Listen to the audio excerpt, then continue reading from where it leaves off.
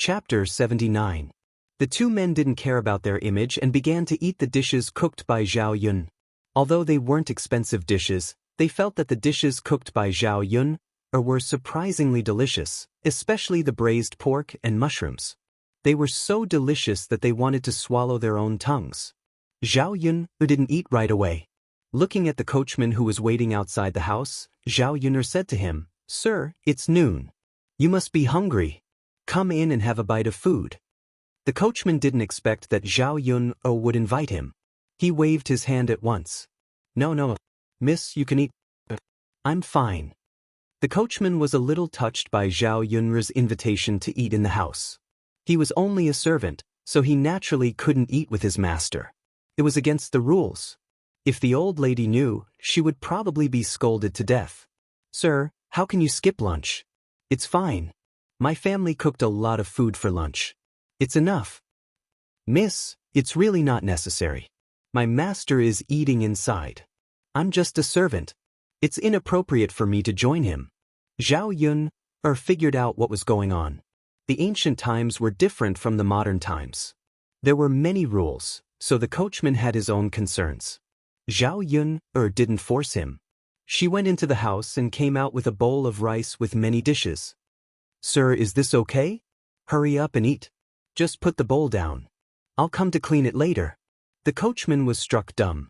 Just when he was in a daze, Zhao had already put the bowl into the coachman's hand. After smiling, she turned around and went back into the house. Looking at the steaming hot and fragrant food in his hand, the coachman felt warm in his heart. It felt so good to be cared for. He was just a servant. For so many years, only his parents cared about him. He didn't expect that this time, originally, the coachman still had some complaints about Zhao Yun. He felt that she had wasted too much of his Shizi's time. But now, all his feelings had dissipated. He was only touched. Zhao Yun entered the house and began to eat. Before he could take a bite, Zhao Pinger's voice came from outside. While Zhao Yun was frowning, Zhao Pinger had already entered the room. "Zhao Yun, what delicious food did your family make? I want to eat it too." Zhao Pinger said. There was no room for discussion in his tone, as if he was ordering Zhao Yun. Originally, Zhao Yun was in a good mood because she could have a good lunch. Now that Zhao Pinger came, she lost her interest in eating. Putting down the bowl and chopsticks in her hand, Zhao Yun replied indifferently, "Why are you here?" "Of course I'm here to eat. What delicious food do you have here? You have to give it to me. Didn't Tianfu and Tianan come to eat before?" Zhao Yun rolled her eyes. This woman really said it as if it was natural. What did it have to do with her that she had delicious food here? She took the initiative to ask Zhao Tianan and Zhao Tianfu to stay and eat, but Zhao Pinger shamelessly came to ask for food. I can decide who to give my food to. I don't want to give it to you now, so you should leave quickly. Otherwise, don't blame me for kicking you out," Zhao Yun said coldly. Chapter 80. Zhao Pinger glared at Zhao Yun angrily and said. When Zhao Ping finished speaking, Mu Lianfeng, who was eating with his head lowered, paused. "Pregnant before marriage." He seemed to have caught some information. Zhao Yun's eyes suddenly shot out a cold light. Zhao Ping, this woman was really despicable. Of all things to say, she used this matter to attack her. "Say it again if you dare." Zhao Ping caught a glimpse of Zhao Yun's gaze. It was as if she wanted to eat someone, and she was a little scared. She muttered, "You want me to say it again, so I'll say it again? Isn't that very embarrassing?" Zhao Yun sneered. Zhao Ping was tactful. If this woman really said another word, she would definitely tear her mouth apart. "That, Miss Yun, there's still the last piece of red braised pork left. Do you want to eat it? If you don't, I'll eat it." Helian Chen's voice rang out, making the original atmosphere strange. Helian Chen ate more than half of this big bowl of red braised pork alone. Murong Feng ate some, and Zhao Yi ate less than 3 pieces. Therefore, when there was only 1 piece left on the plate, Helian Chen was not so thick-skinned to eat it for himself. That was why he asked Zhao Yun like this. When he asked, his eyes were still staring straight at that piece of red braised pork, as if he wanted to swallow it into his stomach. Looking at Helian Chen's greedy look, he was like a child. It was okay that she did not eat much. She could cook again later. Therefore, she said to Helianchen, "It's okay, I'm not eating. You eat it." Helianchen said excitedly, "Miss Yun, oh, this is what you said. Since that's the case, then I'll eat it." When Helianchen's chopsticks were about to greet the red braised pork in the bowl, Mu Lianfeng took the red braised pork from the bowl and stuffed it into his mouth. His movements were still extremely graceful. Helianchen was instantly unhappy and shouted at Mu Lianfeng, "Ah Feng, how can you be so shameless? How dare you steal my meat?" Mu Lianfeng replied faintly, "When did I steal from you? Didn't you eat the most of this plate of red braised pork? Aren't you embarrassed?" Mu Lianfeng's tone carried a hint of disdain and sarcasm. Helianchen could only look at Mu Lianfeng angrily. He could not find any words to refute Mu Lianfeng. Zhao Ping only cared about quarreling with Zhao Yun and ignored Mu Lianfeng in the room. Now that she saw Mu Lianfeng, there was actually a handsome man beside him. Pink bubbles suddenly appeared in Zhao Ping's eyes. She looked at Mu Lianfeng and Helianchen like a love-struck fool. Helianchen felt Zhao Yun's burning gaze. He raised his head and looked at Zhao Ping. He was so shocked that the bowl and chopsticks in his hand almost fell to the ground. This woman. She was too ugly, and her appearance was a little scary. Fortunately, she was not staring at him but staring at Mu Lianfeng more. Although he liked to see women looking at him with adoration, it depended on the person. Zhao Ping definitely could not do it. Would it make him feel a little disgusted? Chapter 81. Helianchen poked Mu Lianfeng. His tone was filled with schadenfreude. Mu Lianfeng glanced at Zhao Ping indifferently. Some of them could not eat anymore. It was not because of Zhao Ping's ugly appearance, but because he did not like Zhao Ping's attitude towards Zhao Yun. This woman was the one who bullied Zhao Yun. Now, she even showed such an infatuated look towards him, which made him feel a trace of disgust. Lord Zhao saw that Mu Lianfeng finally looked at her and called out shyly. Then, she coquettishly tucked her loose hair behind her ears. Helianchen couldn't help but laugh out loud at an inappropriate time. Thinking that Mu Lianfeng was liked by a woman like Zhao Ping, he felt secretly happy. Mu Lianfeng glared at Helianchen. Zhao Ping saw that Mu Lianfeng was no longer looking at her and was a little anxious. She leaned towards Mu Lianfeng and pinched her throat to make a delicate voice. "Lord why are you here? Is something the matter?" Lord Seeing that Zhao Ping leaned over, Helianchen hurriedly took a few steps back. At this moment, he looked at Mu Lianfeng sympathetically. Mu Lianfeng's brows were knitted together. It was obvious that he was very disgusted by Zhao Ping's behavior. "Miss, have some self-respect." Mu Lianfeng spat out these 4 words coldly. Zhao Ping had never studied before and did not know what Mu Lianfeng meant by self-respect. Zhao Yun could not stand it anymore. Zhao Ping was her elder sister. Acting like this in front of Mu Lianfeng was embarrassing her. "Are you done? Are you leaving or not? If you continue to stay in my house, I won't be polite to you." Zhao Yuna began to drive him away. It wasn't easy for Zhao Ping to spend more time with Mu Lianfeng. How could she be willing to leave so soon? She looked at Zhao Yuna unhappily and said, "Zhao Yuna, what do you mean? Isn't it just staying at your house for a while? Was there a need for this? Humph, aren't you just afraid that I'll snatch the crown prince away? You want to keep it to yourself, don't you?" Zhao Yun looked at Zhao Ping and felt that her words were very funny. Where did Zhao Ping get her confidence from? Did she think that she could steal other men just because she looked like this? Most men wouldn't even look at her, let alone Mu Lianfeng. He wasn't blind yet. Helianchen, who was listening by the side, laughed even louder. The ugly woman's words were too funny. Were all the people in the countryside like this? Why didn't she have any self-awareness? Mu Lianfeng was done for now. Zhao Ping did not finish speaking and continued, "Zhao Yun, with someone like you, don't even think about being with someone like the crown prince. You have to look at your status. A woman who got pregnant before marriage with a child. Do you think the crown prince will take a fancy to you?" Zhao Yun laughed coldly. She felt that Zhao Ping was really a little stupid. It was really hard to communicate with an idiot. Chapter 82. Zhao Yun'er's words were not so heartless. She did not like to say such hurtful words. However, this Zhao Ping did not care about her face at all, so there was no need for her to be polite with her. After Zhao Yun finished speaking, Zhao Ping was completely enraged. Because Zhao Yun'er's words poked at her sore spot.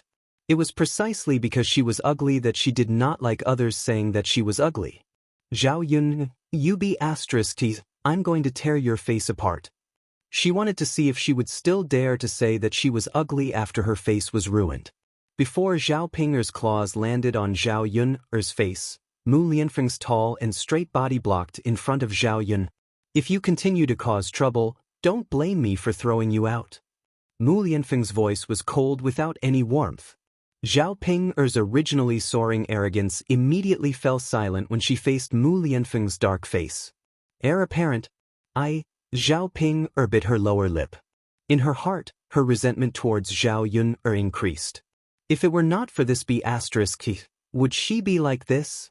Now, she had embarrassed herself in front of Mu Lianfeng. Mu Lianfeng's impression of her must be very bad. This is Miss Yun'er's house.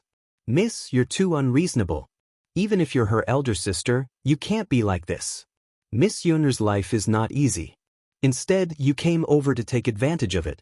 This is not what a family member should do. I hope you can go back quickly. Mu Lianfeng said in disgust. He did not want to meddle in other people's business, but looking at Zhao Yun'er's situation, he could not help but feel sorry for Zhao Yun. Zhao Ping stomped her feet angrily. She was very unwilling to accept this. However, she did not dare to disobey Mu Lianfeng's words. She was afraid that she would leave an even worse impression on Mu Lianfeng. When that time came, it would be even more impossible for her and Mu Lianfeng to be together. I'll leave. Zhao Ping turned around angrily. She would wait for Mu Lianfeng to leave before she came over to settle the score with Zhao Yun'er slowly. Waiting for Zhao Ping to leave, Zhao Yun'er's mouth had a bitter smile. Let the two young masters see a joke. Miss Yun'er will laugh at you, but is that woman really your elder sister? Biological sister? Helianchen asked in disbelief. Zhao Yun'er nodded and replied, yes, my elder sister. Biological sister. Helianchen smiled awkwardly. Miss Yun, I really couldn't tell. The two of you really don't look alike. Not only do you look, but your personalities are also very different. Zhao Yun gave people a gentle but independent and strong feeling. However, Zhao Ping was simply a country shrew. Sometimes, it was okay for a woman to be a little ugly on the outside. At least she needed some inner beauty, right? It was very obvious that Zhao Ping was the kind of woman who did not have both. Zhao Yun did not want to continue this topic. Thinking about these people made her feel uncomfortable for no reason. Thus, she called out to Helianchen and Mu Lianfeng and said, let's continue eating. After lunch, Helianchen and Mu Lianfeng prepared to return to the city together. Before leaving, Helianchen brought several caddies of mushrooms. When he went back, he also wanted his chef to make this kind of delicious taste for him. Take care, young masters. Zhao Yun went out and watched the two of them leave. Mu Lianfeng looked at Zhao Yun with some reluctance before getting into the carriage. Chapter 83. Mu Lianfeng glanced at Helianchen indifferently, as if he could not be bothered with him. Helianchen smiled and said, Ah Feng, I hope not. Although this Yun is good, the difference between your statuses is too big. Miss Yun even has a son. It's impossible for her to enter your house. You talk too much. Mu Lianfeng said angrily, as if he was angry that Helianchen picked the matter so clearly. How could he not be aware of this? Helianchen was still smiling. He cupped his face like a child and said to Mu Lianfeng, Ah Feng, you still don't know, right? You didn't go back yesterday. Your cousin, cough cough, she came to my house and said that I hid you. Helianchen did not know whether to laugh or cry when he thought of yesterday. Mu Lianfeng's cousin looked like she wanted to destroy the entire Helian residence. Unfortunately, after searching the Helian residence for half a day, she could not find Mu Lianfeng. Only then did she leave unwillingly. Mu Lianfeng stopped. A hint of relief flashed across his black eyes. I'll go to the inn tonight. He thought of his cousin. It was not easy for her to come here. If she did not see him, she would definitely not go back so easily. She was probably still in the Mu residence. If he went back now, he would simply be walking into a trap. He would wait a few days for the limelight to die down. After Mu Lianfeng and He Lianchen left, Zhao Yun cleaned up the bowls and chopsticks on the table. The few dishes she made in the afternoon were all eaten cleanly, not leaving anything behind. What Zhao Yun did not understand was that the two people's statuses were not ordinary. Why would they eat so ravenously when they came to her house? It was as if they had not eaten good food for a long time. Perhaps it was because they had never eaten such home-cooked food before? They felt that it was fresh for a moment, right? In the afternoon, Zhao Yun had nothing to do. She took care of Daodu while busying herself with other things. Zhao Yun brought back so many mushrooms. Even if she couldn't eat them all, she couldn't let them go to waste. So, she decided to dry these mushrooms and grind them into powder. The taste of these mushrooms was fresh and delicious. If the mushrooms were ground into powder and placed in soup or dishes, it could enhance the freshness of the dishes. Zhao Yun took the time to sprinkle some of the vegetable seeds she bought today and watered them.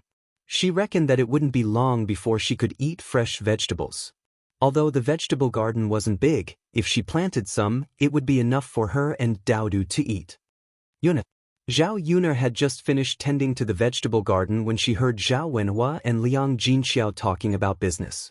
The two of them walked towards her house. "Father, mother, why are you here?" When Liang Jinxiao saw Zhao Yun, he held Zhao Yun's hand and said with concern, "Yun, Tianfu came home yesterday and told me everything. Ping'er is your elder sister. I've already helped you scold her for what she did. I hope you don't blame her. How is Daodu now?" Facing Liang Jinxiao, Zhao Yun scolded Zhao Ping'er. This would only make things difficult for Liang Jinxiao. "Mother, Daodu is fine now. He went to the medical center in the city yesterday to have his illness checked. After taking 2 more sets of medicine, he should be completely cured." Chapter 84. Zhao Yun responded vaguely. She knew that Zhao Tianhua and Liang Jinxiao did not come over just to talk about this matter. Sure enough, Liang Jinxiao asked a little resentfully, "Yun, a mother heard that a benefactor came to your house today. Mother wants to ask about your relationship with him." Zhao Yun knew that the benefactor that Liang Jinxiao was talking about should be Mu Lianfeng. "Mother, I have nothing to do with him. It's just that the young master did me a favor." "Really? But mother heard that."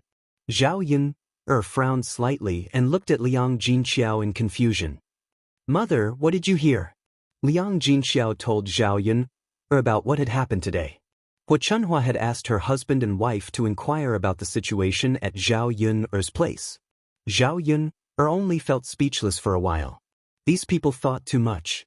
However, it seemed like they couldn't wait for her to have something to do with Mu Lianfeng. Zhao Yun smiled faintly and said, "Mother, can you believe what others say? Think about it. What is his status and what is mine? Not to mention a rich person, even an ordinary person would not fancy a woman with a child, right?"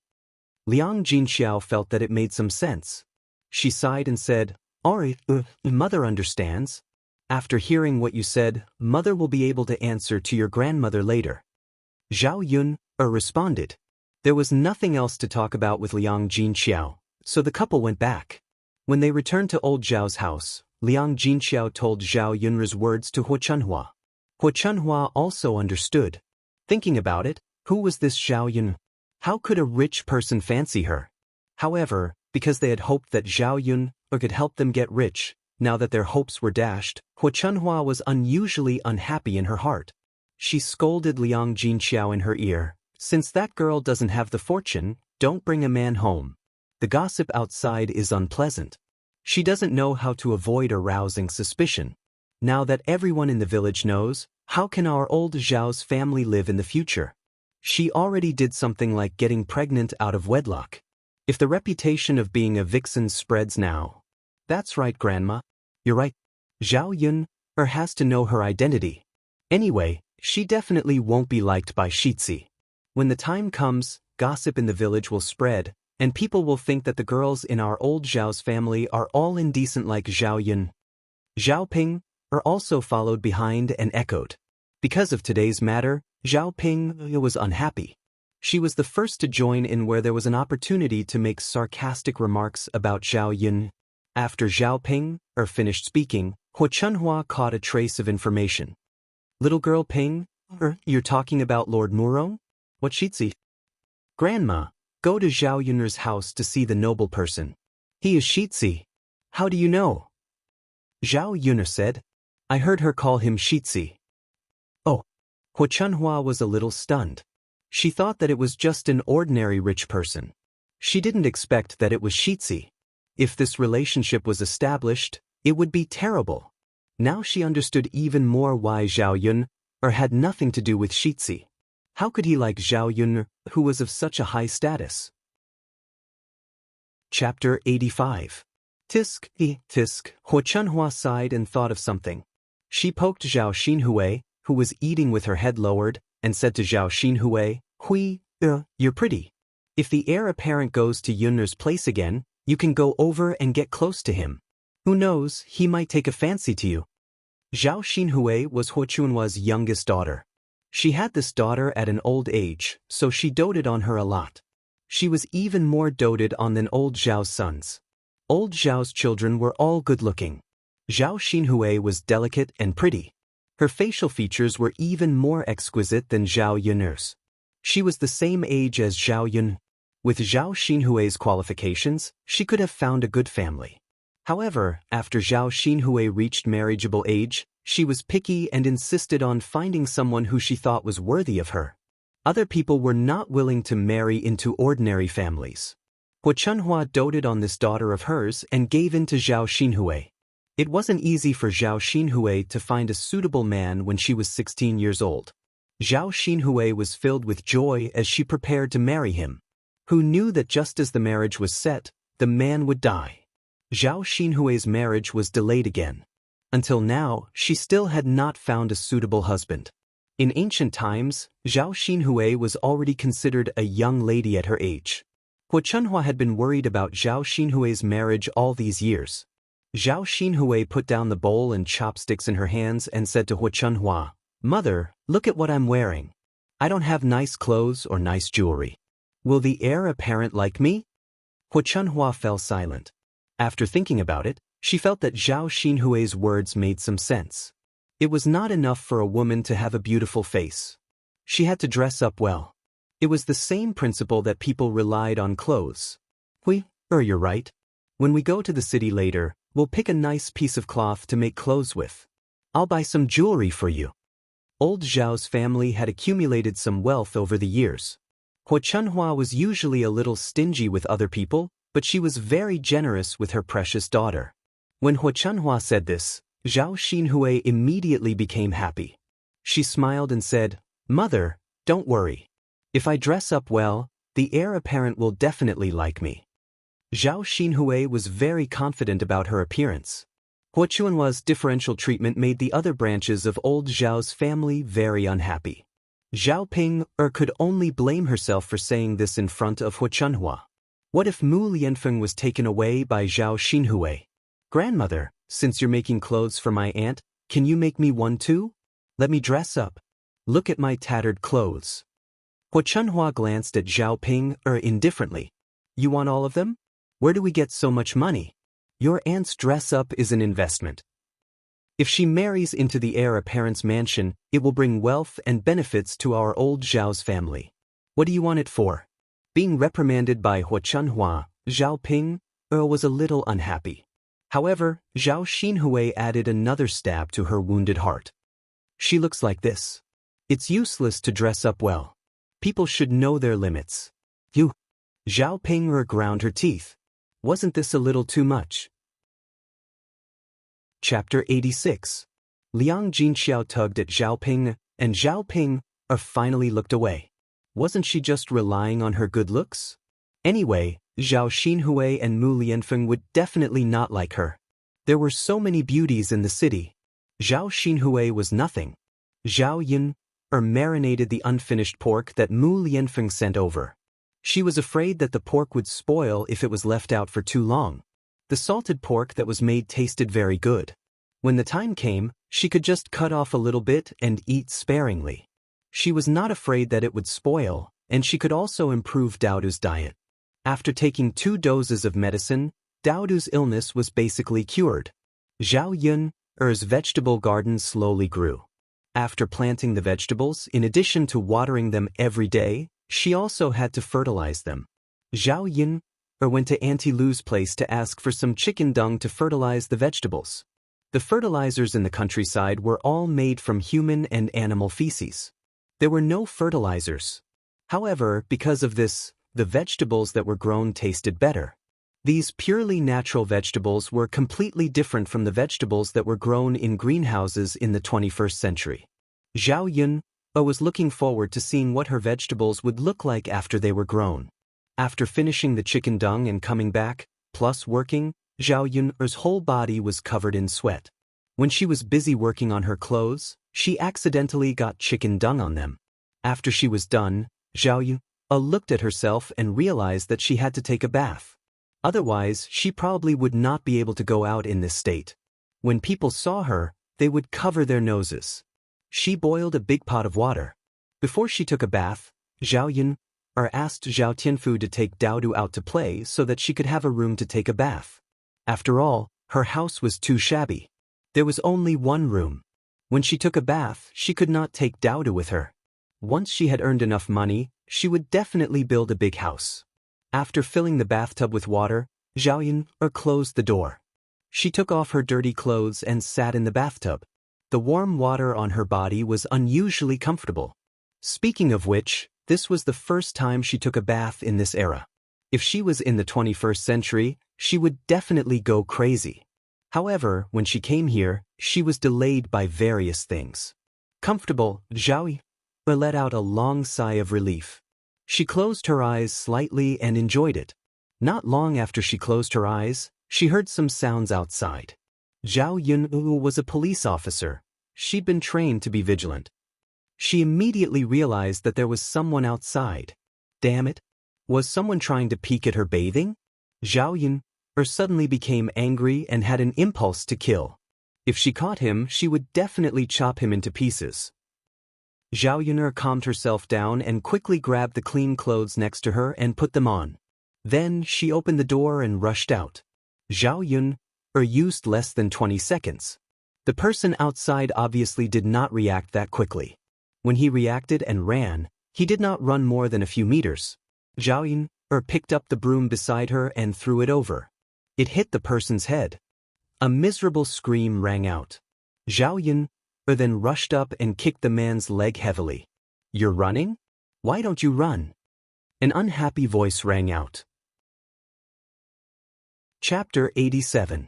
This man was a villager in Shui Lan village. He was in his early 30s and his name was Lu San. He was quite famous in Shui Lan village. However, his fame was not because of Lu San's ability, but because Lu San was a hooligan. He did a lot of bad things on a daily basis. He was lazy and did not do his job properly. Occasionally, Lu San would also tease little girls. Zhao Yun did not expect that this guy would be so bold. He actually came to peep at her taking a bath. Zhao Yun hated this kind of hooligan very much in her previous life. In this life, he bullied her. How could Zhao Yun let him go? "You stinky woman, how dare you kick me? I'll teach you a lesson." Lu San was angry and ashamed. When he was about to resist, Zhao Yun grabbed his hand. Zhao Yun held Lu San's hand as if she was catching a criminal.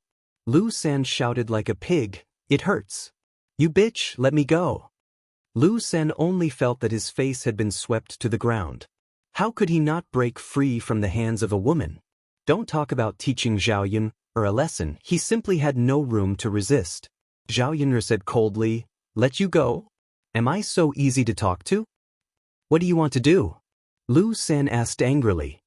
"Of course, I want to settle the score. You peeped at me taking a bath. How can I just let you go? Now, I'll send you to Li Zheng and ask him if there's any need for a man like you to stay in the village." There were many rules in ancient times. One of them was that you could not flirt with a woman from a good family. The girls that Lu San bullied before, for the sake of their reputation, had to swallow their anger. After all, this kind of thing was disgraceful to them. But because of this, Lu San was even more unscrupulous in the village. Lu San didn't expect Zhao Yun to do this. He immediately panicked. He was brave, but he was still afraid of making a big deal out of it. If he was driven out of the village, where could he go? Thus, he lowered his voice and begged, "Little girl, we can talk about this properly and discuss it." The corner of Zhao Yun's mouth curled up into a sneer. Discuss? What's there to discuss? Can I apologize? There was no need to bring this matter to Li Zheng. Besides, even if this matter reaches Li Zheng's ears, it won't do you any good. At that time, I will tell Li Zheng that you seduced me. Lu San sounded a little smug. He thought that he could intimidate Zhao Yun. In the past, there were women who wanted to report him, but they were all intimidated by his shocking words. Zhao Yun's eyes turned cold. This Lu San was really powerful. He dared to threaten her? Zhao Yun suddenly exerted a lot of strength in her hand and broke Lu San's hand. Lu San cried out bitterly. One of his hands had been dislocated by Zhao Yun. At this moment, the severe pain made Lu San's forehead ooze beads of sweat. B***, you B***, how dare you break my hand? Lu San began to curse. Before Zhao Yun finished cleaning up, she kicked Lu San's butt fiercely. Lu San was kicked to the ground.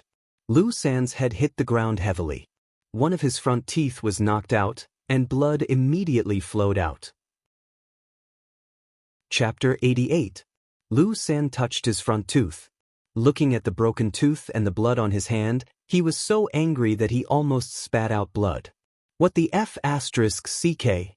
This bitch hit me so hard. Zhao Yun sneered and walked to Lu San. She sneered at Lu San, who was lying on the ground with his head lowered. Didn't you want to frame me for seducing you? This is a lesson for you. I hate being threatened the most. If you're not afraid of death, you can have a try. Looking at the fierceness in Zhao Yun's eyes, Lu San's heart trembled a little. Zhao Yun, you hit me. I'm going to report you to the village chief.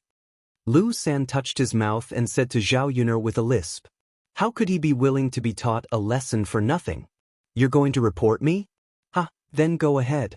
I'd like to see what you're going to report me to the village chief. You were hit by me? Lu San, you're the one who will be humiliated if others know about it. You're a grown man, but you can't even beat a woman. You're so miserable. Don't you feel ashamed to stay in this village? You'll be laughed at wherever you go. Besides, Zhao Yun lifted the corners of her mouth. Her smile was beautiful and coquettish, but it made Lu San feel cold in his heart. You can have a try. As long as you dare, you can report me. I promise you'll regret it. Saying that, Zhao Yun clenched her fists, which made a cracking sound. Lu San knew that Zhao Yun wasn't just scaring him. Seeing Lu San behave himself, Zhao Yun smiled. Lu San, this is a lesson for you. I hope you can behave yourself. I won't report you to the village chief, but if I catch you again, you won't be so lucky. Now get out of here. Seeing that Zhao Yun didn't stop him, Lu San ran away as fast as a rabbit. Seeing Lu San run away, Zhao Yun put away the coldness in her eyes. Of course, she was unwilling to let Lu San go like this. She was being polite to him by teaching him a lesson. However, after hearing Lu San's words, she started to have some misgivings. She didn't know whether the village chief would help Lu San if she really reported him. Lu San. She didn't care about what others said, but she didn't like to be pointed at and gossiped about. Zhao Yun's mood was in a mess because of Lu San. At the same time, she was more determined to make money. In this shabby house, it wasn't safe to take a bath. She couldn't be afraid of being seen every time she took a bath. Zhao Yun put her clothes in a basin and prepared to wash them by the river. In the evening, there were many people by the river. There was only one river in the Shuelan village. Normally, people would get water from this river. When Zhao Yun went to the river, many women were picking and washing vegetables by the river, preparing to cook dinner. There were also people like Zhao Yun washing clothes by the river. Chapter 89. The river was paved with large blue stones which could be used to wash vegetables or clothes. However, there were only 8 or 9 blue stones. Some people were washing them, while others were waiting by the river. However, the women who came over were not in a hurry. They waited leisurely by the river, chatting from time to time, looking relaxed. This was also a rare leisure time for these women. Reflecting the sunset glow, a string of bell-like laughter rang out from the riverside. When Zhao Yun went over, the women by the river raised their heads to look at Zhao Yun. When they saw Zhao Yun, they began to whisper to each other. They did not like to see Zhao Yun. In the past few years, because Zhao Yun got pregnant before marriage, it was inevitable that she was neglected in the village. The innocent women felt that if they got close to Zhao Yun, it would also attract some gossip. After all, birds of a feather flock together. If they were with a person who did not accept chastity, it was inevitable that they would be led to debauchery. These people ignored Zhao Yun. Zhao Yun did not want to say anything. After all, she could not beg them to pay attention to her, right? Zhao Yun heard a call. Zhao Yun looked in the direction of the voice. It was Mulan. She was waving at Zhao Yun with a smile on her face. Zhao Yun also smiled at Mulan and walked towards Mulan. A woman next to Mulan reminded Mulan in a low voice, "Mulan girl, why are you talking to her? You'd better not interact with people like her." Mulan knew what the woman was referring to, but she still smiled and said, "It's okay, auntie. I think Yun'er is also very good." The woman sighed. She seemed to think that Mulan did not know how to appreciate kindness. She said to Mulan, "Then do as you like. Don't blame me for not reminding you if there are any rumors about you in the village." Mulan just smiled and did not answer. No matter what others said, she only believed in her own feelings. At least during the process of getting along with Zhao Yun, she felt that Zhao Yun was good. Zhao Yun came to Mulan and smiled at Mulan. "Sister-in-law Mulan, are you also washing things?" Mulan nodded with a smile and said, "Yes, come on. I'll move a little for you. Come and wash. Otherwise, you'll have to wait. It'll be a long time." Zhao Yun nodded. "Thank you, sister-in-law Mulan." Mulan also smiled and said, "You're welcome. It's just a small matter." Zhao Yun glanced at Mulan's basin and saw that there were only a few rags in Mulan's basin, so she asked Mulan, "Sister-in-law Mulan, what are you washing?" It didn't look like clothes. Was it a rag? Mulan said, "This is a child's diaper." "Diaper?" "Yes, my sister-in-law gave birth to a little boy 2 months ago. Children use more diapers. They change a lot of diapers every day." Mulan explained. Unlike modern times, there were diapers in ancient times, but there were no diapers in ancient times. Therefore, these diapers could only be used. It was more troublesome to change and wash them. Zhao Yun looked at Mulan with some distress. This thing that contained feces and urine was relatively dirty and smelly. Why did only Mulan come to wash it? She couldn't help but ask, "Sister-in-law Mulan, you're so kind. Don't tell me you've been washing your little nephew's diapers all the time?" Chapter 90. Didn't you say that it's been 2 months? You said that you can't wash it before. Why can't you wash it now? You have to wash the baby now. What about her husband? Can't he help her wash it? It's okay for him to wash his child's diapers, right? How can a man wash things? It's all done by women. Zhao Yun was speechless for a while. Why should other people wash the dirty things made by their own children? Couldn't they do it themselves? Other people's help was out of goodwill, but washing it himself was his duty. Wasn't it his duty to do what he was supposed to do? Even if they were sisters-in-law, they shouldn't bully her like this. Mulan smiled bitterly. "My mother-in-law is too old to do it, so I'll do it." Zhao Yun could see that Mulan was actually unwilling to do it. However, in the family Zhu, Mulan was the least liked among all the daughters-in-law, so she was usually left to do all the irrelevant chores. Well, Zhao Yun sighed. She didn't know what to say. There were some things that could only be fought for by oneself, and others couldn't help. Mulan's situation was also related to her personality. If she was a little stronger, she wouldn't be the most disliked and bullied in her husband's family. Zhao Yuna began to rinse the clothes in the basin in the water. The water was cool and refreshing. Seeing that Zhao Yuna was washing the clothes with water, Mulan asked in a hurry, "Yuna, why don't you use soap? How can you wash the clothes clean like this?" "Soap?" "Yes, you should use soap to wash the clothes. That way, the clothes will be cleaner." In Zhao Yun's memory, she seemed to remember that the ancient people did indeed use locusts to wash clothes. The ancient world was not like the 21st century world. There was no such thing as washing clothes. However, to remove the stains on the clothes, it was sometimes impossible to wash them clean with just water. Therefore, they would pick some locust and use it to wash the clothes. Firstly, it was cleaner, and secondly, it could leave behind a faint fragrance. After Zhao Yun'er came to ancient times in this life, she didn't know where to go to pick locust, so she didn't bring any locust with her when she washed her clothes this time. "Oh, I didn't pick it." Zhao Yun'er smiled at Mulan. Mulan took out some locust from the basin and handed it to Zhao Yun. "Come on, Yun'er, I still have some left. Here you go." Zhao Yun'er also smiled at Mulan. "Thank you, Mulan." "You're welcome." At the riverbank, the sound of water splashing could be heard. At this time, a 16 or 17-year-old girl also walked towards the riverbank with a wooden basin in her hand.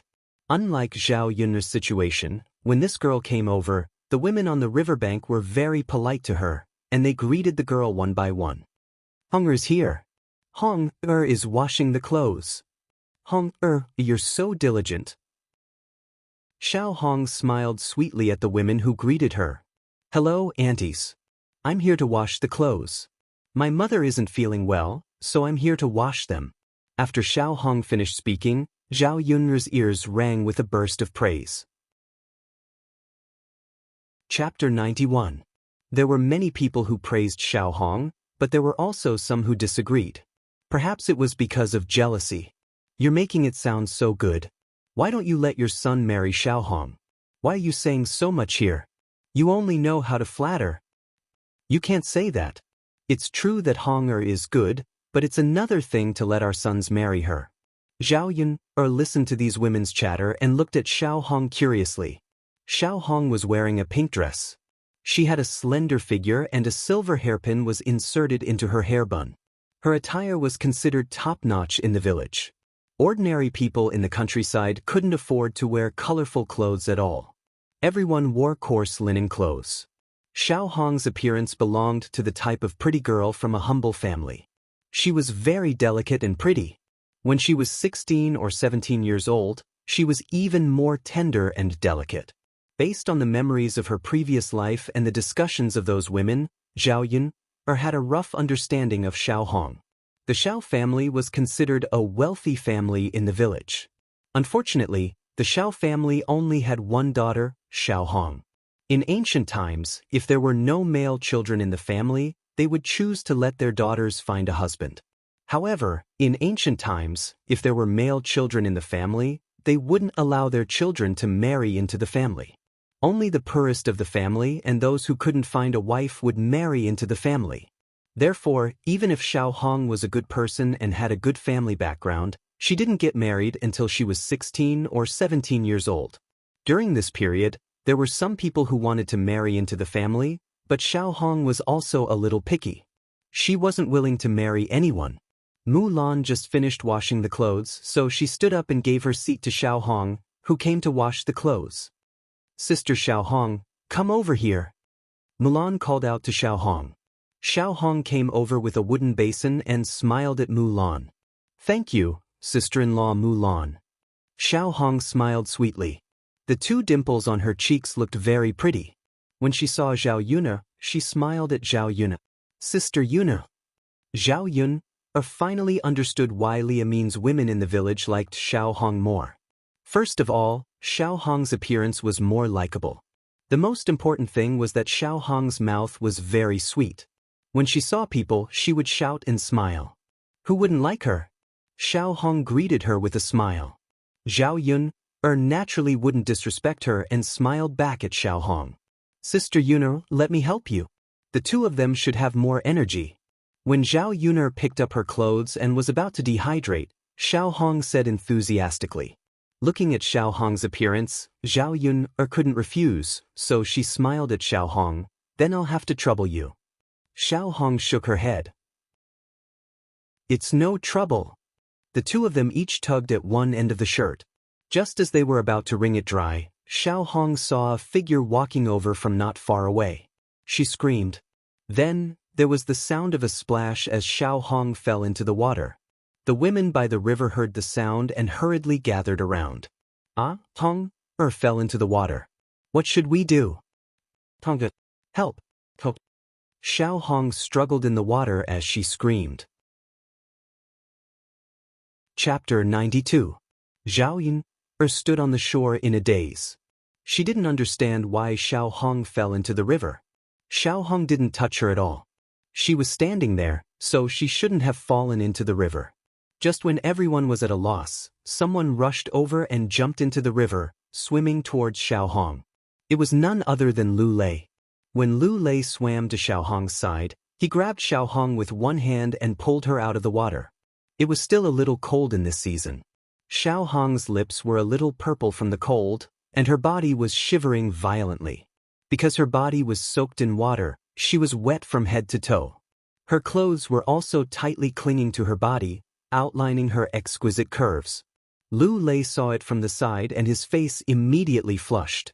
He took off his clothes and covered Xiao Hong's body. There were no other men beside the river except for Lu Lei. Otherwise, almost all of them would have left today. After choking on the water, Xiao Hong coughed violently, and her small face became pale. Seeing Xiao Hong like this, the women on the shore felt sorry for her, but they also heaved a sigh of relief. Fortunately, Lu Lei came over. Otherwise, Xiao Hong might have drowned to death. If Xiao Hong drowned to death, the Xiao family would be in a mess. You were fine. Why did you fall into the water? Exactly. Was it an accident, or did someone push you in? These women surrounded Xiao Hong and chattered with each other. Xiao Hong bit her lower lip and said with a little grievance, What's wrong with you? Hong, if you have something to say, just say it. We're all here. Hearing these women say this, Xiao Hong looked at Zhao Yuner with an aggrieved expression. Her eyes were glistening with tears. Zhao Yuner's heart trembled, and a bad feeling rose in her heart. As expected, Xiao Hong said to Zhao Yuner, Sister Yuner, I was kind enough to help you dry your clothes. How could you push me into the river? If you don't like me, you can tell me. You don't have to do this to me. As soon as Xiao Hong's words fell, these women instantly exploded and began to criticize Zhao Yuner. Zhao Yuner, are you still human? Everyone ignored you and only Hong was polite to you, yet you're still acting like this. What a vicious woman. How could there be such a vicious and merciless woman? Oh my God, Zhao Yuner, you've done those shameful things, and now you're ruthlessly pushing people into the water. This is murder. You should be arrested and sent to the officials. Obviously, because of Zhao Yuner's bad reputation and Xiao Hong's bad reputation, these women immediately believed Xiao Hong's words and thought that it was Zhao Yuner who pushed people into the water. Of course, one of the reasons why these people believed Xiao Hong without a doubt was that she couldn't have jumped into the water by herself. If everyone tried to save her, someone would die. Xiao Hong wouldn't joke about her own life and frame Zhao Yuner. Zhao Yuner stood quietly and looked at Xiao Hong, completely ignoring the women's chatter in her ears. Chapter 93. Xiao Hong avoided Zhao Yuner's gaze and looked elsewhere. It was unknown if it was because of her guilty conscience. You vicious woman. Are you mute? Why aren't you saying anything? You have to give Xiao Hong an explanation today. As she spoke, a woman was already pushing Zhao Yuner. When one of them made a move, the rest of the women followed suit. Zhao Yuner dodged, and a warning voice rang out. Don't touch me. Otherwise, don't blame me for being rude. You little b****. You're being unreasonable now. You've done something bad, but you think it'll be fine if you don't say anything. Everyone, call Li Zheng over and ask him how we should deal with this little b****. Zhao Yuner sneered and said, What bad thing did I do? I pushed her into the water. May I ask, did any of you see me push her? She said I pushed her, so I pushed her? What if I said I didn't push her? Zhao Yun, why are you still acting so shamelessly? Will Hong properly accuse you of pushing her into the water? That's right. We believe what Xiao Hong said, not what you said. That's right. Xiao Hong won't accuse you properly. What good will it do her? What if Lu Lei didn't save her this time? Wouldn't he have lost his life? How would I know what she's thinking? I said I didn't push her, so I didn't push her. If you want to frame someone, you have to show evidence. Where's the evidence? If no one saw it, don't spout your self-righteous nonsense. Zhao Yun's aura surged, and she instantly intimidated these nagging women. Lu Lei, who had been standing silently, also spoke at this time. I believe what Yun said. Before there's evidence, you can't say that Yun pushed her. After all, without any evidence, you can't frame a good person. Zhao Yun glanced at Lu Lei. When so many people were questioning her, he was the only one who stood by her side without hesitation. Xiao Hong looked at Lu Lei pitifully. Brother Lu, do you mean that you believe Sister Yun and not me? Did I push Sister Yun into the water? Lu Lei gave Xiao Hong a complicated look. You should know better than anyone whether Yun pushed you or not. Big Brother Lu. Sob sob sob, even if you like Big Sister Yun, you can't suspect me like this, right? Xiao Hong's tears fell like pearls. She looked even more pitiful. The women couldn't take it anymore and said to Lu Lei, you can't speak like this, right? Everyone knows that you like Zhao Yun, but you don't have to protect her like this. You really don't have a conscience when speaking. Look at how you've bullied Xiao Hong. I'm not defending anyone. I'm just speaking the truth. What would Yun gain from pushing Xiao Hong? Everyone is here. If she wants to harm someone, is there a need to be so obvious? Lu Lei's voice was also incomparably solemn. Zhao Yun sighed in her heart.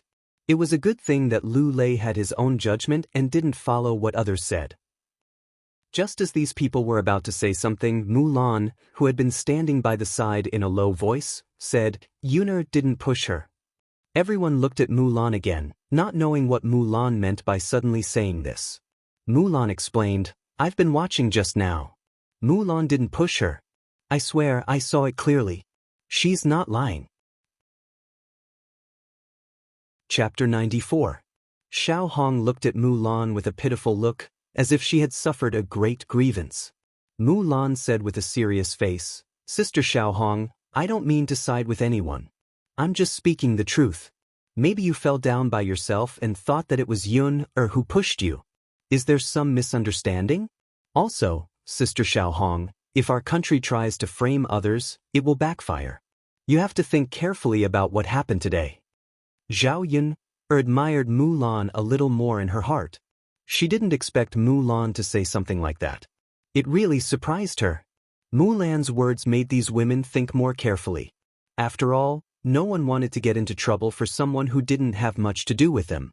Everyone knows that Mulan doesn't lie. Yeah, Mulan doesn't lie when other people do. There's no one more honest than her in the village. We didn't see it ourselves. Who knows what it is like? Maybe it's just a misunderstanding. Did you remember wrongly? These women talked one after another. Because of Mulan's words, the wind started to change. Xiao Hong's eyes flashed with a trace of unwillingness. She bit her lower lip and said, Then maybe I remembered wrongly. I felt that someone pushed me, so I thought it was Sister Yun. Then it's a misunderstanding. All right. Since it's a misunderstanding, let's disperse. Looking at these people, they seemed to have forgotten what they had said before. After hurting someone, they seemed to be at ease now. What a joke. Zhao Yun's lips curled into a mocking smile. Xiao Hong looked at Lu Lei, then looked at Zhao Yun. She said to Zhao Yun pitifully, Sister Yun, you won't blame me for misunderstanding you, right? I choked on water, so my head was dizzy. Maybe I didn't remember clearly. Xiao Hong's appearance and words made it seem like if Zhao Yun blamed her, then Zhao Yun was in the wrong. Zhao Yun smiled. Sister Xiao Hong, since you didn't do it on purpose, I naturally won't blame you. Xiao Hong was slightly stunned, as if she didn't expect Zhao Yun to answer like this. She looked at Zhao Yun with a complicated expression. Her original plan seemed to have fallen through again. Sister Yun, you're the best. Zhao Yun smiled faintly, too lazy to say anything to Xiao Hong. She naturally wouldn't let her off so easily. But she wouldn't say this. However, she would not say anything in front of these people. Later on, she would let Xiao Hong know what it was like to be framed by others. Zhao Yun picked up her wooden basin and said to Mulan, "Sister-in-law Mulan, are you done bathing? Let's go if you're done." Mulan nodded. Seeing Zhao Yun and Mulan leave, Lu Lei was about to chase after Zhao Yun, but Xiao Hong grabbed his hand. "Brother Lu, where are you going?" "Sister Xiao Hong, men and women shouldn't touch each other. Please respect yourself." Xiao Hong lowered her head, feeling wronged. "Brother Lu, it's inconvenient for me to be drenched. Can you send me back?" Lu Lei Hong has suffered a lot today. You have to have tender feelings for the fairer sex. At least send her back. Chapter 95. Lu Lei has seen Honger's body. "Lu Lei, don't blame us aunties for talking too much. Why don't you marry Hong? It'll be good for both you and Hong. What do you think?" These women seemed to be trying their best to matchmake Lu Lei and Xiao Hong. In their eyes, Lu Lei and Xiao Hong were a match made in heaven. There was only one person in Lu Lei's family. It was fine for him to marry into the Xiao family. Xiao Hong was such a good girl. She was not unworthy of him. However, Lu Lei frowned and said sternly to these people, "Aunties, don't talk nonsense. I didn't see anything at all. This will tarnish Xiao Hong's reputation." Seeing Lu Lei like this, it was obvious that he looked down on Xiao Hong. These women sighed. "Alright, just take it that we said too much. Everyone, let's disperse." Disperse, disperse. It's good that you're fine. Quickly go back and change out of these clothes so that you don't catch a cold. "Okay, auntie." Xiao Hong's lips curled into a smile, but it was incomparably bitter. "Big brother Lu, if you don't want to send me back, I won't force you. It's just that I might give you these clothes later," Xiao Hong said. Lu Lei glanced at Xiao Hong and felt that she seemed to be a little pitiful. "Hence," he said to Xiao Hong, "then I'll send you back." "Thank you, big brother Lu, it's fine." Lu Lei didn't show it on his face, but there was some resentment in his heart. If Mulan hadn't stood up for today's matter, Zhao Yun would have been accused of another crime. On the way back together with Zhao Yun and Mulan, Zhao said gratefully to Mulan, "Sister-in-law Mulan, thank you so much for today's matter." Mulan smiled and said, "It's fine. I just said what I saw. I can't just watch them slander you, right? But I still have to thank you. You know, you're too polite." Then, sister-in-law Mulan, I won't stand on ceremony with you in the future. You don't have to stand on ceremony with me either. If there's anything I can help you with, you must tell me." Mulan smiled and nodded. The shallow dimples on her cheeks were very pretty. When they were about to reach the family Zhu's house, the old lady saw Mulan and yelled at the top of her lungs, "Third daughter-in-law, why did you take so long to wash diapers? I thought you had died by the river. Hurry up and come back. The whole family is waiting for you to have dinner." Family Zhu's old lady's tone was a little sharp and unkind. She looked like a bad mother-in-law. Mulan hurriedly replied, "Mother, I'll be right there." Mulan turned her head and said to Zhao Yun, "Yuna, I'll go back first." Zhao Yun nodded. "Okay, sister-in-law Mulan. Take your time. It's fine." Zhao Yun sighed after saying goodbye to Mulan. In ancient times, people with good tempers led miserable lives. Mulan was such a nice girl, but she had suffered a lot when she came to family Zhu. She would not be bullied if she became stronger. Zhao Yun went back. After dinner, she and Daodu went to bed early. The next day, Zhao Yun went to the mountains again. She went to the mountains to try her luck. It would be good if she could find something that could be sold for money. Chapter 96. Zhao Tianfu was still a child, so when he knew that Zhao Yun had gone to the mountain, he wanted to go and take a look. He had already run all over the village and was tired of playing. He always wanted to go somewhere else. Because she had 2 children with her, Zhao Yun didn't dare to take them into the depths of the mountain. She only wandered around the periphery of the forest. She had been up the mountain a few times before, but she didn't wander too far. The entire mountain was too big. It was still a little difficult to run all over it. Zhao Yun took the two children to the west side of the mountain. Along the way, she reminded the two children to be careful. However, although the mountain road was a little difficult to walk on, there weren't too many weeds and thorns. Zhao Yun led the way in front, and the two children followed behind. Unknowingly, they had walked a lot. Looking at the small flowers all over the mountain, they were colorful and very beautiful. The two children were overjoyed. Along the way, they pointed at the small flowers and said to Zhao Yun, Mother, Dauda likes Hua. Dauda likes it? Mother will make a garland for you. As Zhao Yun spoke, she began to pick the small flowers on the ground and then weaved a garland. These small flowers in Zhao Yun's hands seemed to have magic. After a while, they piled together and formed a circular garland. Dauda, look, does this look good? Zhao Yun handed the garland she made to Daudu and asked softly. Daudu nodded heavily. Mother, it looks good. Daudu, come, Mother will put it up for you. As she spoke, Zhao Yun put the garland on Daudu's head. The baby wearing the garland was even cuter. If Daudu could be a little chubbier, he would definitely be a little fairy child. Daudu is so good-looking. Zhao Yun stared at him for a while and praised. Sis, Daudu looks good like this. Zhao Tianfu saw it and praised. Zhao Yun then weaved another garland and gave it to Zhao Tianfu. She looked at the two children with satisfaction. Holding one in each hand, she continued to walk forward. After walking for a short distance, they saw a small river. The water was very clear, and there were many flowers and plants growing beside the riverbank. This place was like a paradise on earth. Zhao Yun stared blankly for a few minutes. She didn't expect there to be such beautiful scenery. If this was discovered in the 21st century, it would probably be developed as a tourist attraction. Zhao Yun asked the two children to take a break. After walking for a while, she was a little tired.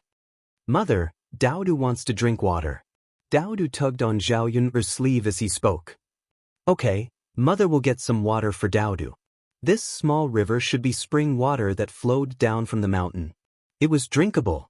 Zhao Yun found a relatively large leaf and got some water from the river. Come, Daudu, drink. Zhao Yun carefully fed Daudu. The river water was a little cold, and Zhao Yun didn't dare to let Daudu drink too much. She was afraid that Daudu would have a stomachache if he drank too much. Mother, sweet. Daudu pointed to the drinking water in the leaf. Zhao Yun smiled and said, You can't drink too much even if it's sweet. Daudu will have a stomachache if he drinks too much. Daudu nodded his head heavily. After drinking a few mouthfuls, he obediently stopped drinking. This river water was probably a natural mountain spring, so there would be some sweetness. When Zhao Yun was resting, she found that there were many big fish swimming in the water in front of her. Chapter 97. No matter what, fish meat was still considered meat. If it was stewed or braised, the taste would still be excellent. There were so many fish in this small river, and every one of them was so plump. It was probably because no one had ever come here, and the fish in the river had always been raised, so it was like this. The river water was so clear that the bottom could be seen, so one could see where the fish were swimming. Zhao Yun estimated the depth of the river. It was only about half up to her leg. Such a shallow river, she could definitely wade into the water to catch fish. Daudu, Mother will go down and catch fish for you, okay? But Daudu looked at the fish swimming around in the river. He was very interested and stretched his head out to look. Then Daudu and little uncle will watch from the shore. Don't move. Mother will go and catch fish now. Okay, Zhao Yun said. She took off her shoes, rolled up her trousers, and began to walk into the river. The river water was cool and refreshing. It was still spring, so there was a trace of coldness. Zhao Yun tried to be as quiet as possible, so as not to disturb the fish in the river. When she reached the middle of the river water was just above her knees. Her feet stepped on the stones below. Some of them were hard and a little uncomfortable. Slowly, some fish had already swum to her side. Zhao Yun quickly grabbed the fish in the river. These fish were usually in the water where no one disturbed them, so they were not very alert. Zhao Yun's speed was also very fast. Soon, the fish were caught by Zhao Yun. Zhao Yun looked at the fish in her hand. It was quite big. The first one she caught was a catfish, which was estimated to be 2 or 3 jin. Seeing that Zhao Yun had successfully caught a big fish, Daodu and Zhao Tianfu immediately became excited. Mother is so awesome. Daodu clapped and laughed. Sister, you're so awesome. You caught a fish. Zhao Tianfu also said excitedly. This fish was not easy to catch. He had caught it before. If his hand was not fast enough and his strength was not enough, he would not be able to catch it at all. Even catching a small fish was not easy, let alone a big fish. Zhao Yun looked at the two children's happy faces, and the corners of her mouth hooked up into a faint smile. She waded through the water and came ashore. She placed the big fish in her hand on the ground and let the two children play with it. Just watch, mother will continue. Zhao Yun smiled and went into the river again. After about an hour, Zhao Yun's basket began to fill up. Seeing that it was almost done, Zhao Yun went ashore. There were so many fish that he probably couldn't finish them all. However, it could be sold in the city. After all, fish was different from vegetables and wild vegetables. It was considered meat and its price was slightly more expensive than vegetables. The last time she went to the city, Zhao Yun vaguely remembered that the stall selling fish sold for 4 or 5 copper coins per caddy. There were at least 40 to 50 caddies of fish in her basket. Counting them, she could sell them for a few hundred copper coins, right? Mother, there are so many fish. Daodu pointed at Zhao Yun's basket. Yes, there are so many fish. Mother will go back and make fish soup for Daodu to drink. But Zhao Yun saw that it was getting late. It was time to go back and make lunch. Today's harvest was relatively bountiful. Zhao Yun held the two children's hands in satisfaction and began to walk back. When it came to eating fish, Daodu and Zhao Tianfu were a little impatient. Chapter 98. But this time, there were a lot of fish, and the two children could eat to their heart's content. Croak, croak, Zhao heard a few frog croaks. Daodu's pink and tender little finger pointed at the grass by the river bank and said to Zhao Yun, Mother, look, it's a toad. Zhao Yun glanced at it and her eyes lit up. How was this a toad? It was a bullfrog. It was just that Daodu couldn't tell the difference between a bullfrog and a toad. The people of this era also couldn't tell the difference between a bullfrog and a toad. So at this time, no one would eat bullfrogs. But bullfrogs were extraordinarily delicious. If they took it back and ate it, it would taste even better than fish. The natural environment of ancient times was much better than the modern environment, and it was very suitable for the survival of these animals. Zhao Yun put down the basket on her back and wanted to catch the bullfrog again. Zhao Tianfu hurriedly asked, Sister, where are you going? To catch a bullfrog. Then she pointed at the bullfrog and said, That's not a toad, that's a bullfrog and it's edible. Zhao Tianfu had a look of disbelief on his face. Sister, I recognize it. That's a toad. There are many of them in our village. In summer, you can see toads everywhere you go, especially next to the latrine. You can see a lot of them when you go to the toilet at night. Sister, this toad can't be caught. It's poisonous. If you catch it, it will spit poisonous gas at you. This thing can't be eaten. You'll be poisoned if you eat it. When Zhao Tianfu said this, he was serious, afraid that Zhao Yun wouldn't believe him. Tianfu, you can't catch toads indeed, but this is indeed a bullfrog.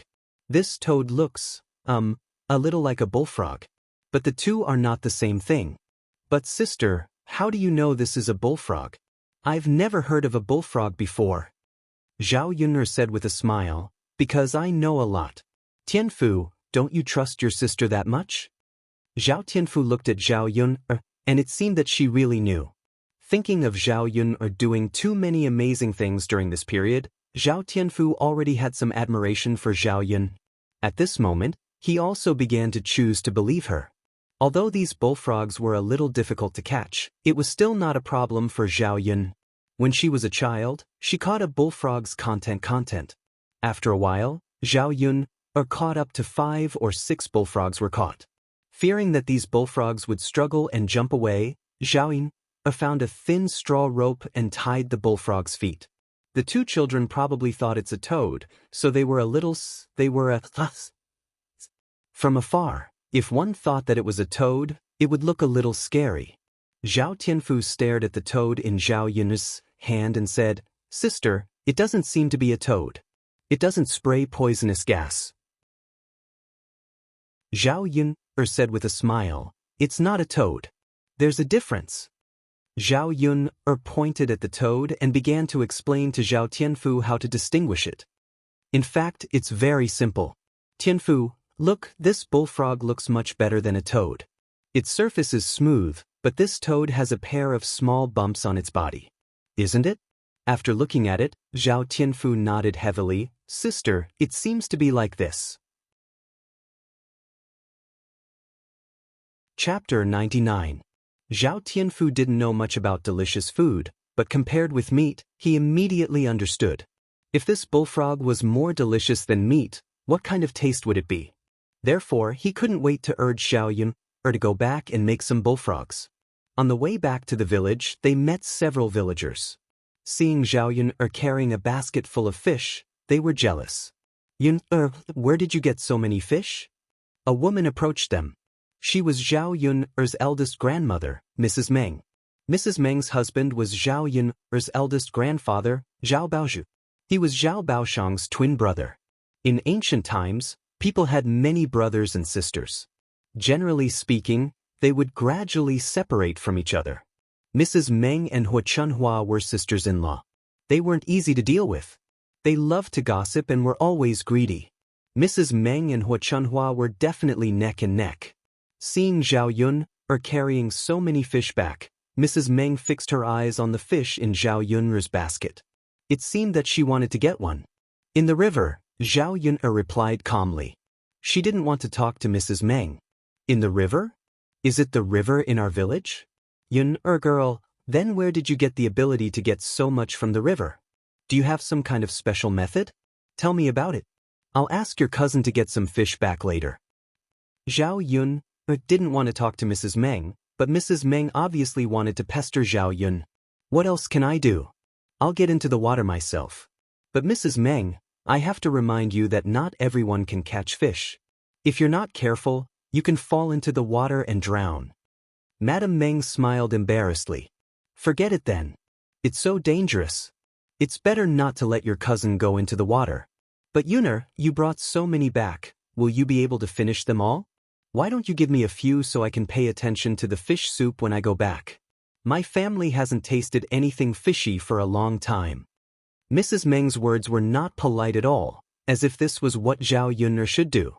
Zhao Yun felt very uncomfortable when she heard Mrs. Meng's words. Why should she give her the fish that she had painstakingly caught? The Meng's habit of taking advantage of others had become a habit. Mrs. Meng thought that Zhao Yun would give it to her if she said so. After all, she was Zhao Yun's elder. There was no harm in giving a little filial piety. Besides, Zhao Yun has a lot of fish in her hands, so she doesn't care about a few. However, out of Mrs. Meng's expectation, Zhao Yun refused. "Mrs. Meng, it's not easy for me to get these fish back. I don't even want to eat them. I'm going to sell them in the city tomorrow. In the city, 500 grams of fish can be sold for 3 to 4 copper coins. You know, it's not easy for me to take care of Daodu. I'm counting on the money from selling fish to buy food. Otherwise, Daodu and I will starve to death." Zhao Yun didn't refuse right away. Instead, she pretended to be pitiful. Chapter 100. After hearing this, Mrs. Meng's face suddenly turned ugly. This wretched girl was really good at scheming. Zhao Yun's words shut Mrs. Meng's mouth. No matter how thick-skinned she was, she couldn't continue to ask Zhao Yun for more. She wanted to eat fish because she wanted to take it from Zhao Yun for free. But she wouldn't exchange it with food. "Forget it if you don't want to give it to me. Why do you have to come up with so many excuses? I thought that one of you in the second branch was easy to talk to, but the result is the same. Mrs. Meng rolled her eyes at Zhao Yun and walked away with her short legs. The other villagers around saw that Mrs. Meng didn't get any advantage from Zhao Yun, let alone them. When Zhao Yun saw Meng Shi's departing figure, a cold smile hung on the corner of her mouth. Then she held the two children's hands and continued to walk back. After returning, Zhao Yun first took out a wooden basin and put all the eared fish she caught today into the basin. She put water in the basin so that these fish wouldn't die. The price of live fish and dead fish was very different. If the fish died, the taste would be much worse. Zhao Yun stared at the fish she caught today in the basin. In addition to catfish, there were also carps, bass, grass carps, and so on. Although there were many kinds, there were only one or two of each. Zhao Yun looked and picked out a few fish. In addition to braised fish, she also prepared steamed bass and cooked some fresh fish slices. Dinner would definitely be very sumptuous. These fish were just more precious than vegetables in the countryside. However, many villagers didn't like to eat fish very much. In the end, it was because the villagers didn't know how to cook fish. Basically, they didn't put anything in it and just simply boiled it in water. When such fish was cooked, not only would it be tasteless, but it would also have a fishy smell. Zhao Yun took out a piece of wood and began to kill the fish. She slowly removed the fish scales. Then she rinsed it with water again. Zhao Tianfu and Dao Du squatted in front of the wooden basin and looked at the fish in the basin with interest. The smell of fish attracted a few cats. People in the countryside liked to raise cats. In ancient times, there were many rats and rats would steal rice. After raising a cat, the number of mice in the house could be reduced by a lot, and the food could be prevented from being spoiled by mice. Seeing these skinny cats coming over, Zhao Yun did not chase them away and let them eat. Anyway, she didn't want the fish organs anymore. If she left them in front of the house, they would definitely stink in a few days. The cats piqued Dao Du's interest again. Dou ran over, pointed at the cats on the ground, and said to Zhao Yun, "Mother, cats." Dao Du likes cats? Dao Du nodded heavily. Children should be more fond of small animals, right? Dao Du then turned to Zhao Yun and asked, "Mother, can Dao Du touch them?" Dao Du's eyes were full of anticipation, but he knew that before he could do anything, he had to get Zhao Yun's permission. Zhao Yun shook her head and said, "Dao, you can't." Dao Du's eyes showed a trace of disappointment. Looking at Dao Du's small appearance, Zhao Yun felt a little distressed. She didn't let Dao Du touch them because she was afraid that the cats would scratch Dao Du. The cats and dogs in the countryside were not raised in captivity. They were more wild and could not be touched casually. Unless they were raised at home, they could be scratched or bitten accidentally. Zhao Yun saw that Dao Du liked them so much and thought that she could raise a puppy for Dao Du. Chapter 101. In ancient times, there was only one type of dog. Most of them were mongrels, which were Chinese rural dogs. Although mongrels were not as cute as some Western dogs in the 21st century, they had a high IQ, were more humane, and were loyal to their owners. If one could raise one, not only could it be Dao Du's playmate, it could also be used as a guard. Zhao Yun remembered that Auntie Lu mentioned a few days ago that her old bitch had given birth to a few puppies. The puppies were already a month old, and she was worried about giving them away. After all, food was more precious in ancient times, and a family could only raise one dog at most. If they raised a few more, they would not be able to keep them alive. Zhao Yun smiled at Dao Du. "Dao Du, Mother will go to Grandma Lu and get you a puppy to raise, okay?" Hearing this, Dao Du's dejected face immediately regained its spirit. "Mother, is that true? If Dao Du likes it, Mother will get you one." "Dao Du likes it?" Dao Du said crisply. "All right, after we eat lunch, Mother will go to Wet Nurse Lu's place to catch one for you, okay?" "Aha!" Seeing the smile on Dao Du's little face, Zhao Yun's mouth also revealed a faint smile. "Mother is going to cook." "Okay." Zhao Yun put the fish aside and began to serve the dishes first. Braised and steamed fish were easier, but making fish slices took some effort. Zhao Yun sliced the fish slice by slice. Fortunately, Her knife skills were not bad after so many years of practice. She had basically removed all the fish bones, so Daudu did not have to be too careful when eating. As for braised fish and steamed sea bass, Zhao Yun still had to remove the fish maw and fish bones before she dared to let Daudu eat. Otherwise, if he got stuck, he didn't know if there was any way to remove the fish bone from his throat in this era. The bullfrogs were also skinned and cleaned by Zhao Yun and placed in basins. When the fish was ready, he added some flour and kneaded it before preparing to cook. Bullfrog was simply cooked. It didn't need too many ingredients to cook it to produce that delicious taste. Then he made the braised fish and poured some oil into the oil pan. After heating it up, he began to fry it. When both sides were golden, he added water, ginger, garlic, soy sauce, cooking wine, and salt to simmer it. A strong fragrance wafted out. When the villagers cooked, they were reluctant to use oil. They only added some salt. Braised fish in soy sauce was really rare in the countryside. The braised fish only took about 10 minutes to cook. While the rice was cooking in the other pot, a steaming rack was set up and the base was steamed on it. The last dish Zhao Yun made was the fish slices. After adding some oil and boiling half a pot of water, she put the fish slices into the pot. Then, she added a few pieces of ginger and covered the pot with the lid. The fish slices were very thin and easy to cook. They were cooked after a few minutes. When it was taken out of the pot, the fish soup had already turned milky white. It smelled very fragrant and looked very appetizing. Before it was taken out of the pot, Zhao Yun grabbed a handful of chopped green onions and sprinkled them in. The smell of the green onions mixed together and it smelled better. Looking at the few dishes she made, Zhao Yun felt very accomplished. Not to mention the ancient times, even in the 21st century, it was definitely considered very sumptuous. Chapter 102. Zhao Yun greeted them. The two kids ran into the house happily. They had been waiting for a long time. When they smelled the aroma coming out of the kitchen, they were even hungrier. Zhao Yun put all the dishes on the table. There were 4 dishes in total: boiled bullfrog, braised fish, steamed sea bass, and fresh fish soup. Not only did these dishes smell good, but they also looked very good. Sister, it smells so good. It looks delicious. Then let's eat quickly. The eyes of the two children were also affirming Zhao Yun's cooking skills. She scooped rice for Zhao Tianfu and Daudu and asked the two kids to eat. Zhao Yun reminded them not to eat too fast from time to time. They had to pay attention to the fish bones. Sister, the fish you cooked is so delicious. I've never eaten such delicious fish before.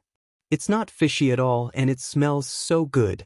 Sister, it's so good to eat here. It's much better than eating at home. Zhao Tianfu buried his head in the food, his face full of satisfaction. Zhao Tianfu ate half of the fish slices in the pot of fish soup. The fish meat was very fresh and tender, and the fish soup was very delicious. Zhao Yun liked it very much after tasting it, let alone Zhao Tianfu, who had never eaten anything delicious before. The ancient fish was bred by nature, and its taste was much better than that of the fish raised by animal feed. You can eat here all the time if you like. Anyway, you can catch fish yourself. You don't need to buy these with money. But sister, Mom and Dad don't allow me to eat too much here. It's fine. Mom and Dad think that I don't have much food here. As you can see, I actually have a lot of food here. Sure. Zhao Tianfu nodded with a smile and ate more happily.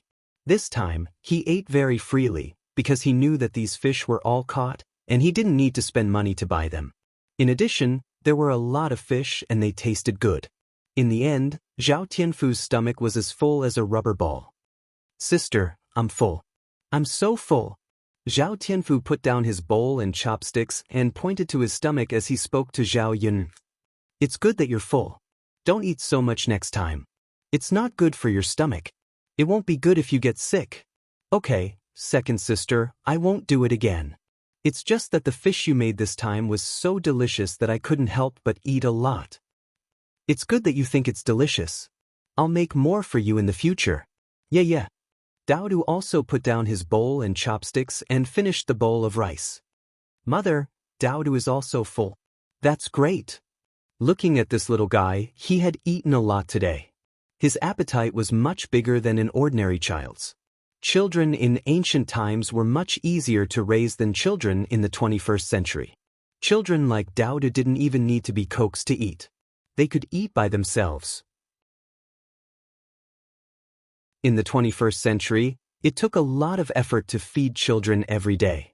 Zhao Yun took out a handkerchief and wiped Dauda's little mouth. There were a lot of oil stains on his mouth, so it was a little dirty now. Chapter 103. Recently, we've been planting rapeseed at home. After we finished planting, Brother Tianan still has to go into the fields with Grandpa and Dad. He's busy every day. After a while, he still has to spread the rice, get the seedlings, and then transplant the seedlings, so he doesn't have time to come over. He just eats at home. Zhao Tianfu explained. Zhao Yun nodded. There was a lot of farm work in the countryside, especially in spring, when there was even more work to be done. In the countryside, a child at Zhao Tianfu's age could run around and play, but Zhao Tianan had to work in the fields like an adult. Brother Tianan doesn't come because he doesn't want to trouble second sister. Mom said that Brother Tianan and I shouldn't always freeload. Zhao Yun touched Zhao Tianfu's head and smiled. It's okay, Tianfu. You go back today and tell Tianan to come to my place to eat. We'll wait for him to eat together. There are so many fish. Anyway, it's enough to eat. We have to let him taste what it tastes like, right? Zhao Tianfu smiled and nodded. Okay, second sister. I'll go back and tell Brother Tianan. But when Zhao Tianfu went back, Zhao scooped up the leftover fish soup and fillets from the pot into a big bowl. Tianfu, take this back and let Mom and Dad have a taste. Be careful. Don't let anyone see it. Zhao Tianfu nodded. Got it, sister.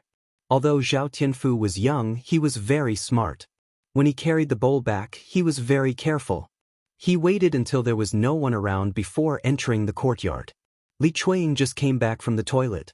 He pulled up his pants and walked into old Zhao's courtyard. At this time, he saw Zhao Tianfu sneaking into the courtyard with the bowl in his hand. He then ran into the third branch's house. Li Chuiying thought that Zhao Tianfu was like a thief. He must have brought something good back and didn't want anyone to see it. This third branch. He must have eaten it all alone. These days, Zhao Tianfu didn't come back to old Zhao's house to eat. Instead, he went to Zhao Yun's place. Presumably, Zhao Yun, that little b***, brought back something delicious. Children were the most gluttonous. They would run to wherever there was good food. Zhao Tianfu must have eaten something good and brought it back from Zhao Yun. When they walked to old Zhao's courtyard, Li Chuiying could smell the faint fragrance left in the air. Swallowing hard, Li Chuiying rushed into old Zhao's house to complain to Hu Chunhua. Mother. Li Chuiying went into the kitchen. Hu Chunhua was busy having lunch with her sisters-in-law. Old Zhao's sisters-in-law took turns to cook. Today, it was Li Chuiying's turn to cook with the fourth branch's Qian Zhuzhe. However, she suddenly had a stomachache. When she went to take a dump, Feng Zhangxia took her place. Old Zhao's lunch was all vegetables picked from his garden, such as lettuce, spinach, chives, and chili. They were tired of eating these vegetables. The main thing was that there was no oil. Li Chuiying's mouth overflowed with saliva when she thought of the third branch's food. Hu Chunhua glanced at Li Chuiying and began to scold her. You lazy b****. You've been taking a dump for half a day. Are you deliberately lazy and don't want to work? Chapter 104. Hu Chunhua rolled her eyes at Li Chuiying. This damned woman really knew how to talk. She actually said things that others didn't know how to refute. Once you're done, go call your father and the others back for dinner. The food is already cooked, so there's no need for you to interfere. Old Zhao's fields were quite a distance away from the house. Li Chuiying was a little unwilling to call them back for dinner, but he knew that he couldn't refuse Hu Chunhua. If he had known, he wouldn't have gone to shit. Hurry up and go. Hu Chunhua urged exasperatedly. Just then, the voices of Zhao Baoshan and the other men in the house came from inside the house. Li Chuiying was delighted and said to Hu Chunhua, Mother, look, father and the others are back. There's no need to call them back. Hua Chunhua said, all right then, we'll get ready to eat later. Li Chuanying grinned and went up to Hua Chunhua. Mother, I have something important to tell you. What is it? Hurry up and tell me. Why are you dawdling? Hua Chunhua frowned and was a little displeased. Mother, the people in the third branch are eating alone in the house. When I came back from shit, I saw Tianfu holding a bowl in his hand. He didn't come back after he went into the house. Hua Chunhua was furious when she heard this. She was the head of the household and hadn't separated from the family yet. When the family ate together, she hated eating alone. This was absolutely forbidden in old Zhao's house. Really? Hua Chunhua asked angrily. Li Chuanying patted his chest and promised, Mother, how can this be fake? I saw it with both of my eyes. It's not like your eyes are playing tricks on you. Why don't you go and take a look? She's probably eating right now. Hua Chunhua immediately rushed out of the kitchen and cursed, the people of the third household are not honest at all. They even started to eat alone.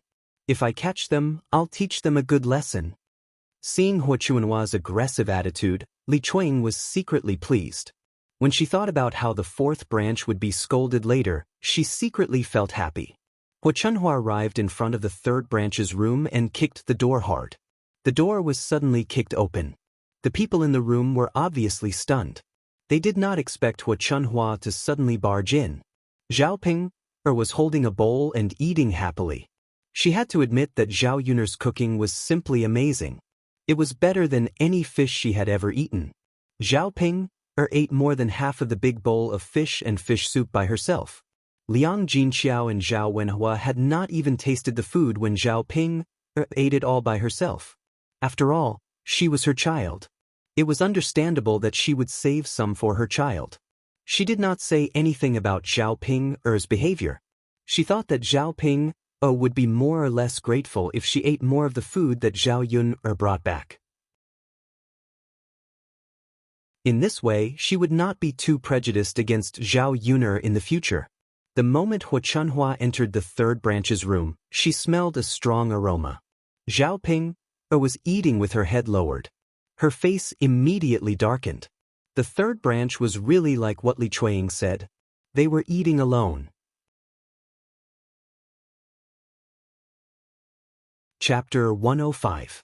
As Hua Chunhua spoke, she took off her shoes and hit Liang Jinqiao. Liang Jinqiao didn't dodge Hua Chunhua's beating and scolding. She lowered her head and endured it. Zhao Tianfu immediately came over to protect her. Grandma, you can't hit my mother. My mother didn't eat alone. My second sister asked me to take it back. Hua Chunhua pushed Zhao Tianfu. Zhao Tianfu sat on the ground, but he didn't cry. Hua Chunhua scolded Zhao Tianfu instead. Little brat, if this isn't eating alone, then what is it? No matter who gave you the food, you have to take it out and eat it as a family. Liang Jinqiao knew the rules of old Zhao's family. No matter what the reason was, they had to eat it together. She was in the wrong in this matter. So she said to Hua Chunhua, Mom, I was wrong. This has nothing to do with Tianfu. Don't be so calculative with a child. Hua Chunhua glared at Liang Jinqiao. Now you know you're wrong. I don't know how much you secretly eat. Mom, how much can it be? Yun has it hard. Today, Tianfu said that she caught a few fish and cooked it herself. That's why she sent some over. Hua Chunhua thought about it and agreed. How much good food could Zhao Yun have? It was already not easy for her to not starve to death since she was able to feed herself. I'll remember what happened today. If I find out later, you'll suffer. Hua Chunhua put away her shoes. Liang Jinqiao's body was already covered with bruises. It won't happen again. You're still thinking about the next time? Hua Chunhua rolled her eyes. Hua Chunhua asked Zhao Ping to bring it over when she saw that there was still a little bit of fish soup left in the bowl. I'll take the rest, Hua Chunhua said. Zhao Ping couldn't bear to hand it over, but she knew that if she didn't, Hua Chunhua would probably start scolding her again. She hadn't eaten enough yet. Seeing that there was not much left, Hua Chunhua still wanted to hold on to it. Hurry up, Hua Chunhua urged impatiently. Zhao Ping handed the bowl over. Before Hua Chunhua left, she said to the people of the third branch, You've eaten all the food by yourselves. You'll be hungry for lunch and dinner today. Don't come out to eat." After saying that, Hua Chunhua left with the bowl in her hand. Li Chuiying followed her out with a smile. Seeing that Liang Jinxiao had suffered because of Hua Chunhua, he gloated even more. Thinking of what Hua Chunhua said, they could eat more rice if the third branch didn't eat any more. Li Chuiying stared at the fish in Hua Chunhua's hand and couldn't help swallowing saliva. He said to Hua Chunhua with a smile, "Mom, are we going to eat the fish together later?" Hua Chunhua stopped walking and said, "Don't eat it.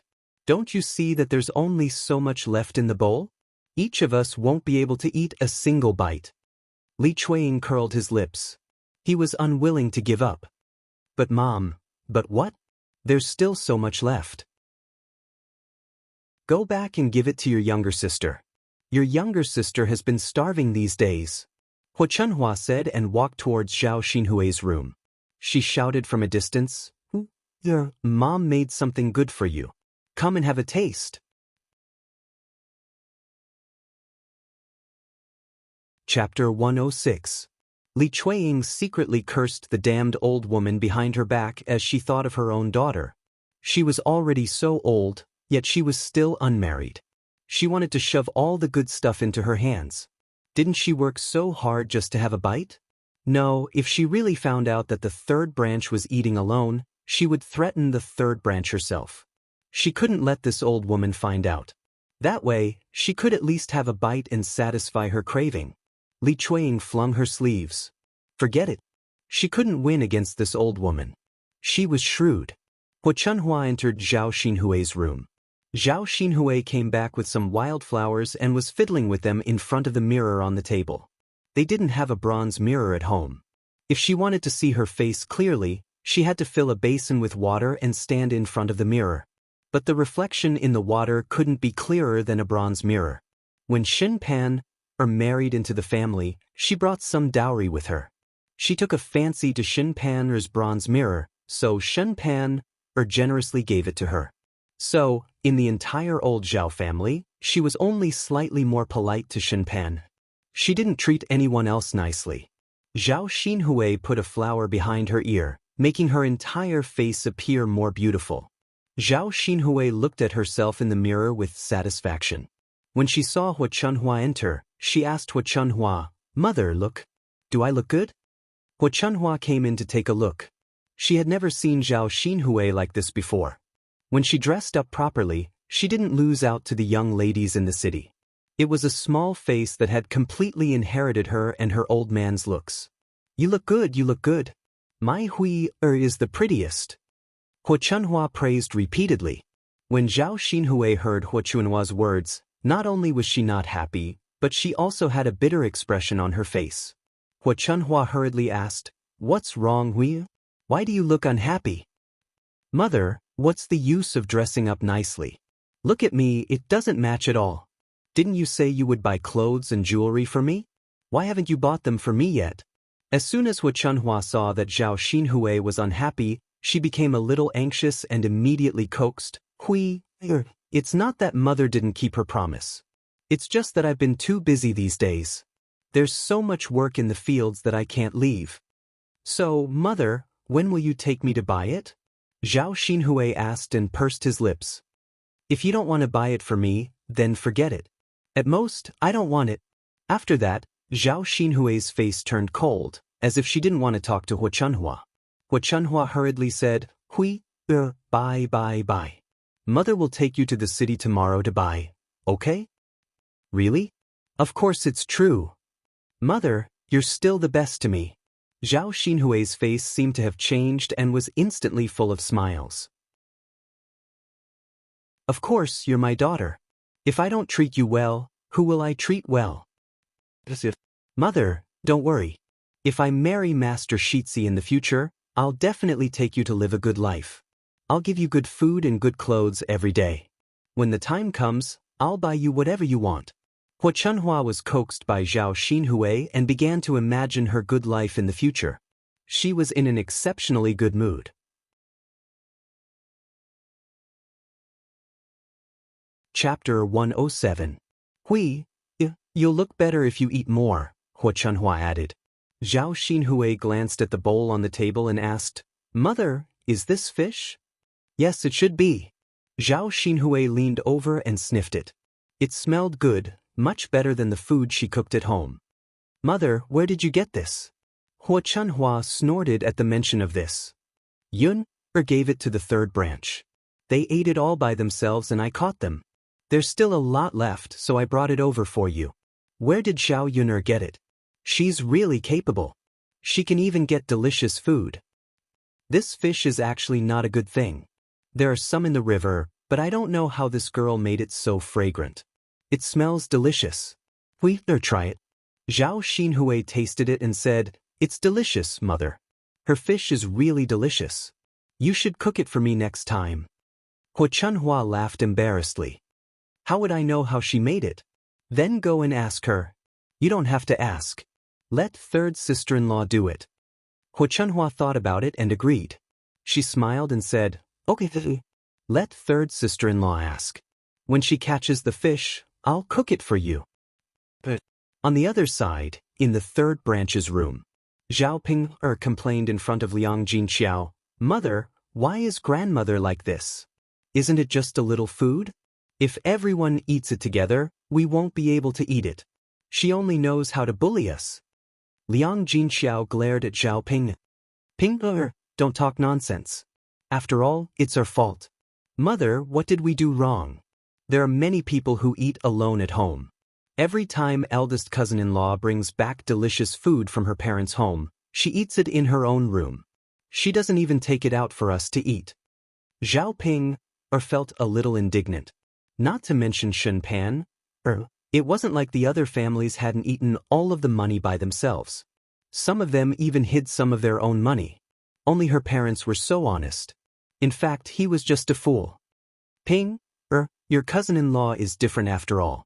We can't compare with her. How is it different? Isn't he also a member of old Zhao's family? Can't our old Zhao family's rules be applied to her? Well, Liang Jinxiao sighed. He didn't know how to explain it to his daughter.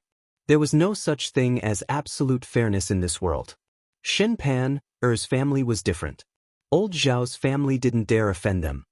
Mother, what should we do now? We can't eat for lunch and dinner.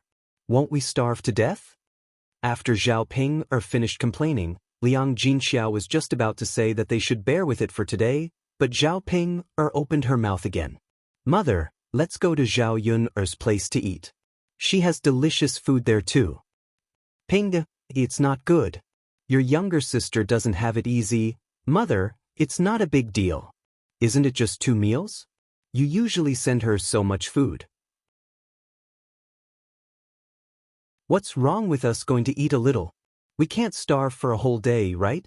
Liang Jinxiao thought for a while and agreed. He would eat a little when he went there so as not to burden Zhao Yun. He also knew that if he didn't go, he didn't know how his eldest daughter would make a fuss later. So he said, Okay, then let's go at night. Your younger sister should have eaten by now. You ate some for lunch, so you shouldn't be hungry anymore, right?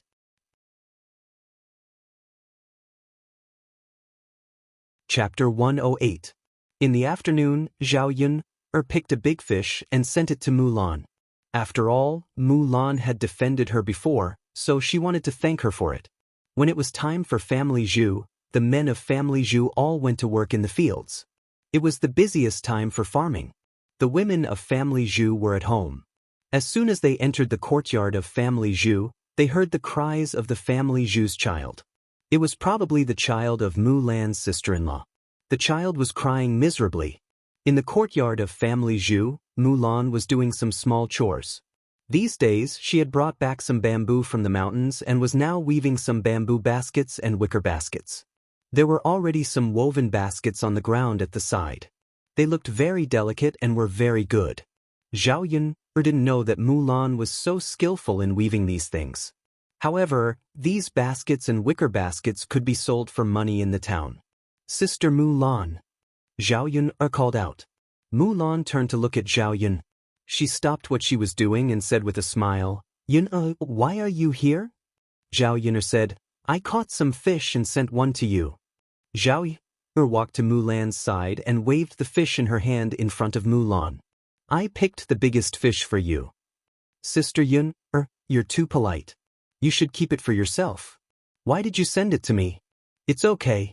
I have a lot of fish at home. It's good to let you try it. It tastes good. Hearing Zhao Yun's words, Mulan didn't refuse. In fact, fish was not particularly expensive in the countryside. It was much worse than meat. Sister Yun, thank you. You're welcome. Zhao Yun smiled and pointed to the basket on the ground. Sister Mulan, I didn't know you could make this before. This is what my father taught me. Now that I'm free, I'll make a few of them. If this basket is sold in the town later, if one of them is good, it can be sold for 10 copper coins. At least it can supplement the family's expenses. Zhao Yun nodded and said, That's right. But Sister Mulan, you have to work hard. Fortunately, I'm not tired. I'm not working in the field. Senna's father and the other men working in the field are the ones who are tired. While the two were chatting, Mulan's mother-in-law, Mrs. Zhu, came out of the house. Third daughter-in-law, who are you talking to? When she came out and saw Zhao Yun, her face suddenly turned ugly. Why do you talk to everyone? You even brought a dubious person home and chatted happily. Zhao Yun saw that Mrs. Zhu's eyes were very unkind. Was she talking about the dubious person? Her reputation in the village was indeed bad. She didn't expect that this family Zhu's mother-in-law didn't avoid it at all.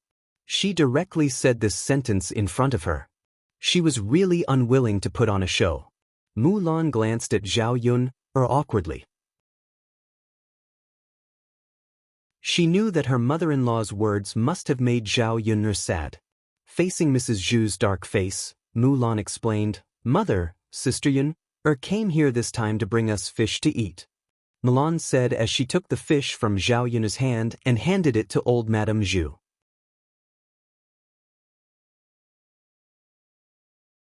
Chapter 109. She snorted softly and didn't reprimand Mulan and Zhao Yun anymore. Mrs. Zhu was too snobbish. If Zhao Yun hadn't brought a big fish over, she might have been driven out of family Zhu's courtyard. Mulan also breathed a sigh of relief. If Mrs. Zhu had driven Zhao Yun away, she wouldn't know how to face Zhao Yun. Mrs. Zhu pointed at the fish brought over by Zhao Yun and said to Mulan, Make more fish and send more to your sister-in-law tonight. Mulan replied, Got it, mother. When Mrs. Zhu was about to enter the room, the baby's cries came from Mulan's sister-in-law's room again. The cries were intermittent. One moment he cried, and the next he stopped. Family Zhu's old lady frowned. I don't know what's wrong with him these days. He's always crying. Did something happen to him? Mulan put the fish into the wooden basin and said to Mrs. Zhu, Mother, I'll go and have a look. I'll go and have a look too. Family Zhu's old lady said. The baby had been crying a lot these days. She thought it was normal. After all, there were only a few children who didn't cry. However, it seemed that something was wrong with the baby for several days. They went into the room together. Family Zhu's eldest daughter-in-law, Madame Qi, was lying on the bed. The baby was beside her, crying loudly. Family Zhu's old lady's attitude towards Madame Qi was not bad. She asked softly, Eldest daughter-in-law, why is my eldest grandson crying like this? Mother, I don't know. But there's something on Hu-er's forehead. I don't know if it's the reason why he's crying. Madame Zhu went in to have a look. She found that there was indeed something on the baby's face and head. It was a layer of dry skin, and some of it was a lump of nodules. Old Madame Zhu didn't know what it was either. She muttered, How did my eldest grandson grow something? The child is crying non-stop. It must be because of this. Mother, what should we do? Was Hu-er's condition serious? Will it be okay? Madame Qi asked with a frown. I don't know. I've never seen anyone's child with it. Mother, why don't we call a doctor over? Family Zhu's old lady's face. Why should we call a doctor? It's normal for there to be something on a child's face. If we call a doctor's we'll be able to get a lot of money. Madame Qi's of the family, this old lady's was even a doctor's, SSC. Seeing that old Madame Zhu was reluctant to part with the silver, Madame Qi didn't say anything else. She also felt that there should be nothing wrong. Zhao Yun came closer to take a look and knew what was going on at a glance. Her friend's child also had something like this, so she knew a little about it. This baby, who was less than 2 months old, had eczema on his forehead. I know what it is. Zhao Yun couldn't help but say when she saw how pitiful the baby was. It wasn't a big deal, but if it wasn't handled well, the baby would suffer. Madame Zhu glanced at Zhao Yun and snorted. I don't know what it is. How would you know?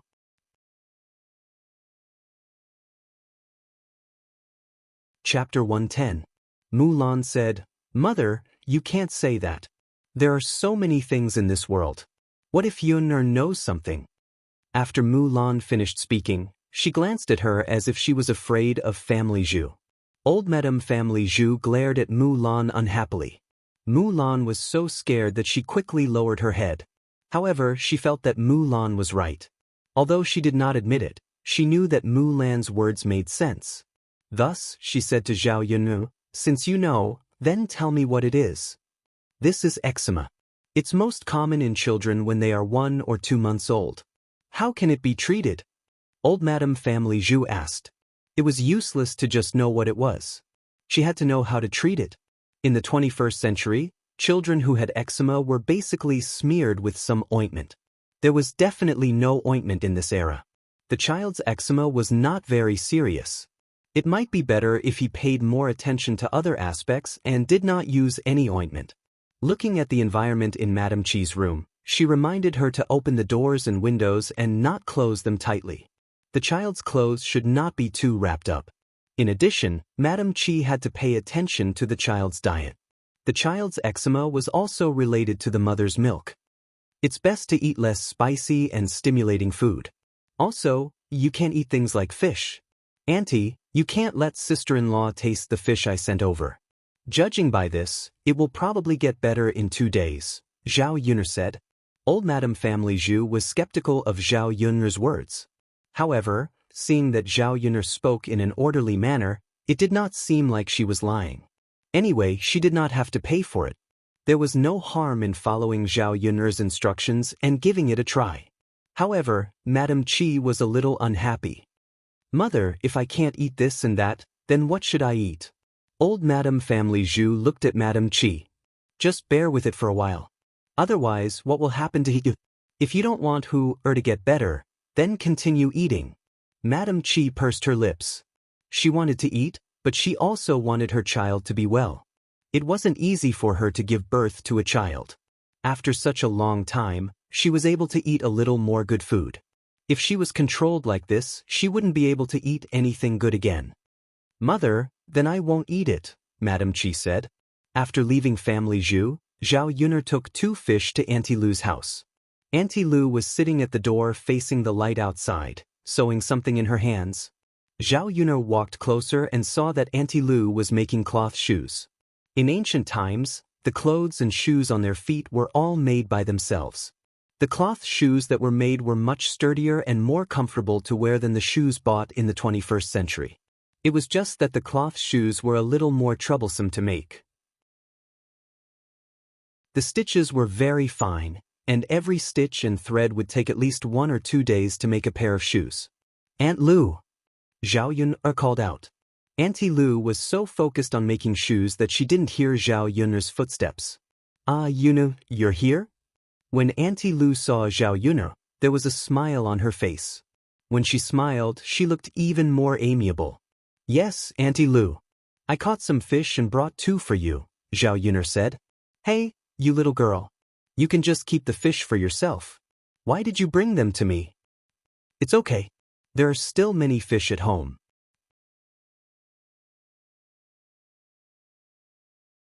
Chapter 111.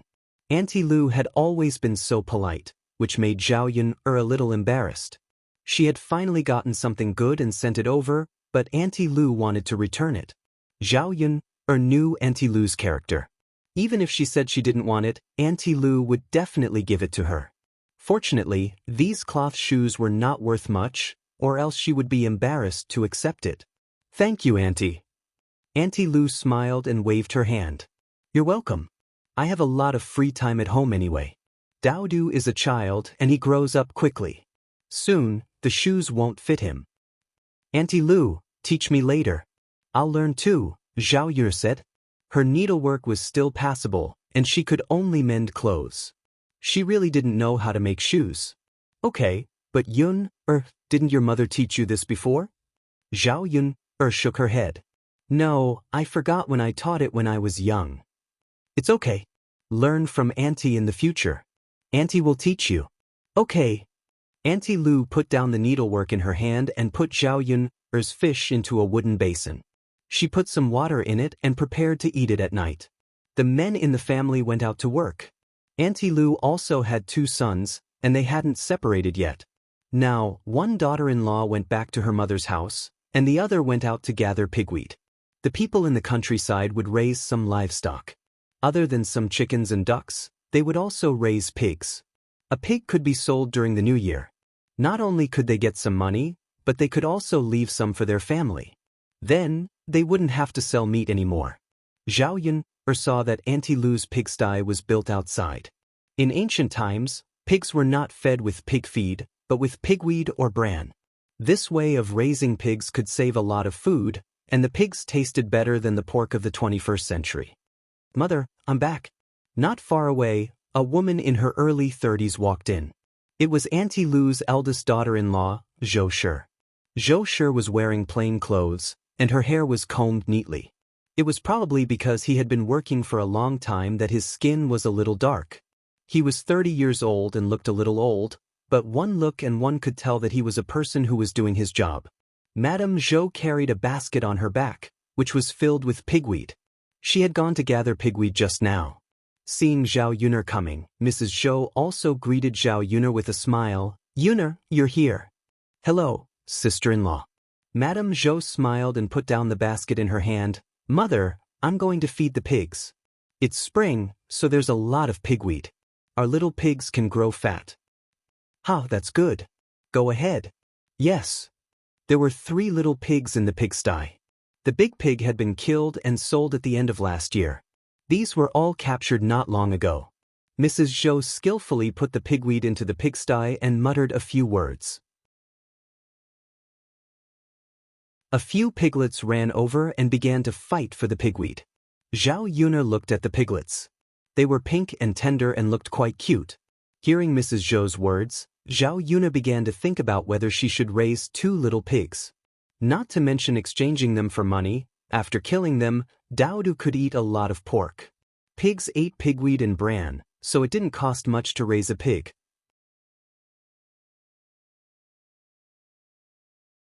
Chapter 112. The price of a piglet is a little more expensive than the price of pork. My piglet weighs 15 kilograms, and it costs 20 copper coins per kilogram. So, a piglet costs 600 copper coins. Aunt Lu explained. Zhao Yun nodded. It sounded a little expensive, but when the piglet grew up, she could earn a lot more. Why, do you want to raise a pig too? Aunt Lu asked with concern. Zhao Yun shook her head and said, I don't plan to raise one now. I don't have a pigsty at home, and I usually have to take care of Daodu. I can't get away. Aunt Lu nodded and said, That's right. The most important thing now is to take care of the child. Fortunately, Daodu is sensible and can save you a lot of trouble. Speaking of Daodu, Aunt Lu's eyes were filled with a gentle smile. Auntie Lu liked children. In ancient times, most people preferred boys. However, although Auntie Lu had 2 sons and both sons were married, she didn't have a grandson until now. She had 3 granddaughters. The first branch gave birth to 2 daughters, and the second branch gave birth to 1 daughter. So now, Aunt Lu hoped that the 2 daughters-in-law would continue to give birth to a grandson. The more anxious she was to give birth to children, the more the 2 daughters-in-law's bellies didn't show any signs of pregnancy. Although Aunt Lu was depressed, there was nothing she could do. Although the 2 daughters-in-law hadn't given birth to a son, she was still good to her daughters-in-law. If it were in other families, the mother-in-law would probably pick on the daughters-in-law every day. God Lu didn't say anything, but the 2 daughters-in-law felt guilty and were more filial to Aunt Lu. Usually, if there was any work at home, they would rush to do it. Auntie Lou rarely interfered. "Mother, I'm done feeding them. Now, I'll send some water to Father and the others," Mrs. Zhou said. Zhao looked at Mrs. Zhou and felt a little restless. She was really hard-working. Aunt Lou called Mrs. Zhou and said, "You've just finished. Take a rest." Mrs. Zhou wiped the beads of sweat on her forehead and said with a smile, "Mother, I'm fine. I'm not tired." "All right then." Looking at Madame Zhou's departing figure, Auntie Lou sighed and said, "My daughter-in-law is good in every way. She's hard-working, but she's not like Yun. She's only left with a boy." Zhao Yuner smiled awkwardly and comforted Auntie Lou. "Auntie Lou, don't worry. You'll have a grandson to hold. Boys and girls were all the same. People had to be filial. Auntie, don't you agree?" Auntie Lou chuckled and said, "You're the only one who knows how to talk. I don't care. It's just that the other villagers won't gossip if there's a boy. Sigh, but let's take it slow. Our Lou family has never done anything bad in our lifetime. I believe that we won't be left without descendants." Zhao Yuner responded and then asked, "Auntie Lou, I heard you say that your bitch gave birth to a puppy. Now I want to catch one. Can you give me one?" Auntie Lou quickly said, "Of course. I'm thinking about how to send it in the future. Come, I'll catch one for you." As she spoke, Auntie Lou led Zhao Yuner to the kennel. The kennel was close to the pigsty and not in the house. It was arranged outside. The dog could also guard the pigsty. If someone came to steal the pigs and made a noise, the family would know.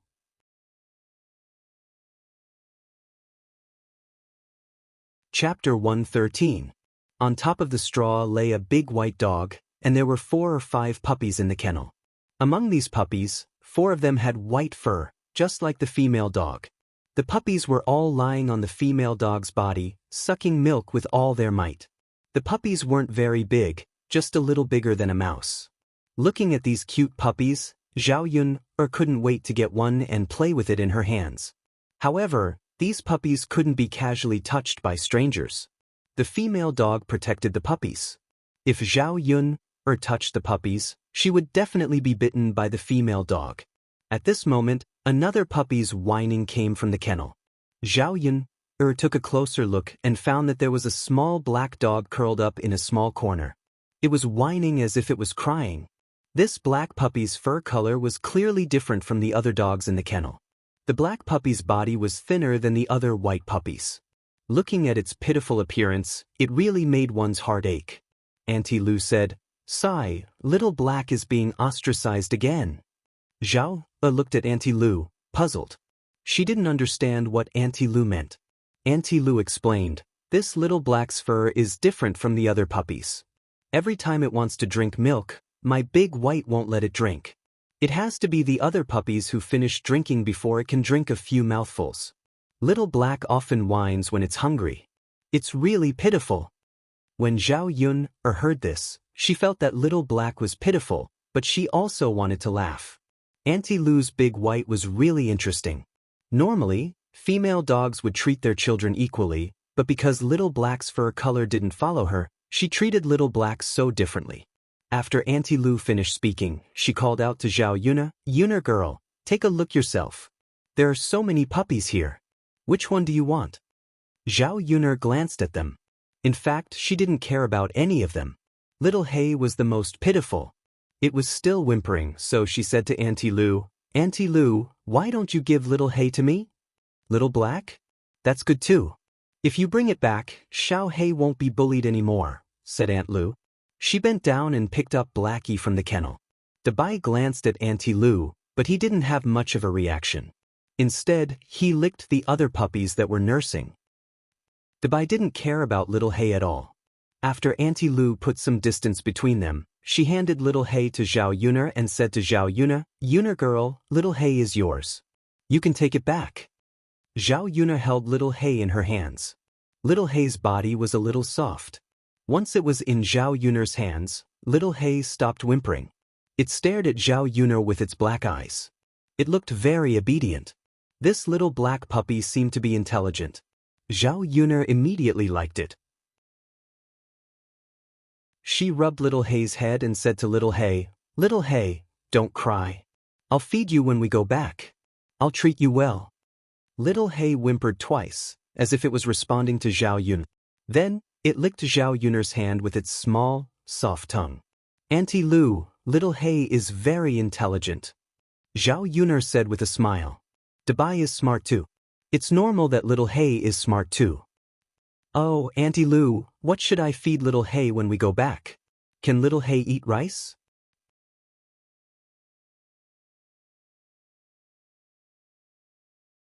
Chapter 114.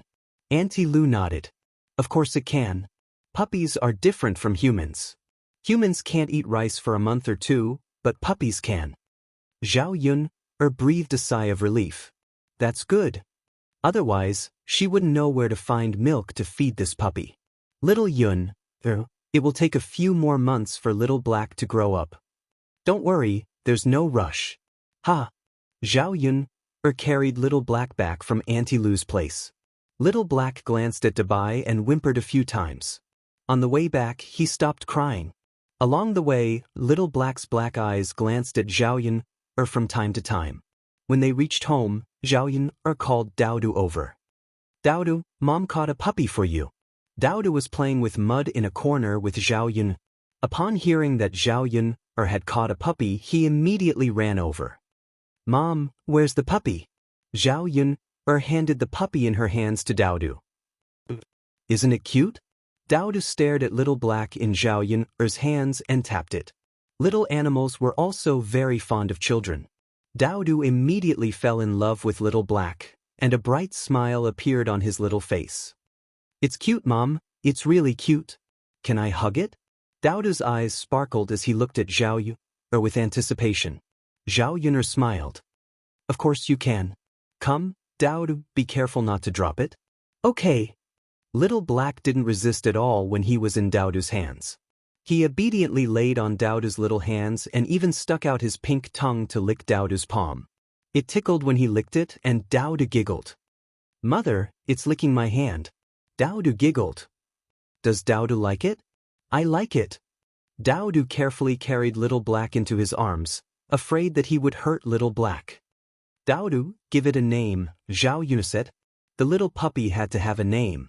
Daodu glanced at Little Black and said, Mother, his fur is black, so let's call him Little Black. Zhao Yun's mouth twitched. Little Black? Wouldn't that be the same as not having a name? Mother, can't I call him Little Black? Daodu asked carefully. Zhao Yun patted Daodu's head and said, Of course you can. Okay, then we'll have a Little Black in our family from now on. Daodu hugged Little Black happily. Let's go make a kennel for Little Black. Zhao Yun led Daodu to a dilapidated wooden basin. She put some grass in it and placed 2 unwanted rags on top. Mother, Little Black is hungry. Shouldn't we get him something to eat? Daodu asked. Little Black licked Daodu's hand, and it looked like he was hungry. Dabai didn't give him any milk at Auntie Lu's place, so it was normal for him to be hungry. Okay, Mother will get him something to eat. Zhao Yun went into the kitchen. She had saved some fish soup for lunch, and there was still some porridge left over. Zhao Yun mixed the fish soup and porridge together and brought it to Little Black. Little Black smelled the fish soup, probably because it tasted good. Then he crawled over and started eating from the bowl. Not long after, Little Black finished the bowl of fish soup and porridge.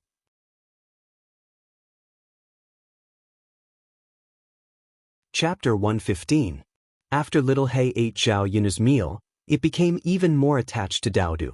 For the whole afternoon, Daodu and Zhao Tianfu played with Daodu, while Zhao Yun was busy with other things. The vegetable garden had to be tended, watered, and fertilized every day. As evening approached, Zhao Yun began to prepare dinner again. In the evening, one dish was braised fish, and the other was boiled snakehead, plus a bowl of wild vegetables. Although there were only 3 dishes, it was a lot, and they were few, so it was enough to eat. Even including Zhao Tianan, there were only 4 people who came to eat at night. None of them had a big appetite. But what Zhao Yun didn't expect was that Zhao Ping and Liang Jinxiao also came at night. Zhao Yun thought that they came over for something, so after asking, they wanted to stay for dinner. The two of them happened to come at dinner time, and there was no notice before. She didn't add 2 more servings for dinner. After listening to Liang Jinxiao's explanation, Zhao Yun could not let them stay. After all, it was only the mother of the original owner who had no choice but to come over for dinner. If she refused, she would be a bit too much. The meal wasn't ready yet, so Zhao Yun continued to be busy in the kitchen. Liang Jinxiao wanted to go into the kitchen to help Zhao Yun, but was persuaded to rest outside by Zhao Yun. This time, Liang Jinxiao came over, pulled a long face, and still felt embarrassed. Zhao Yun asked her to sit and rest, but it made her a little restless. Zhao Ping smelled the fragrance coming from the kitchen and couldn't help but swallow her saliva. She was curious about how Zhao Yun's food could be so fragrant. Smelling this smell, she felt that it was unusually captivating. No matter what it was, it must be good food.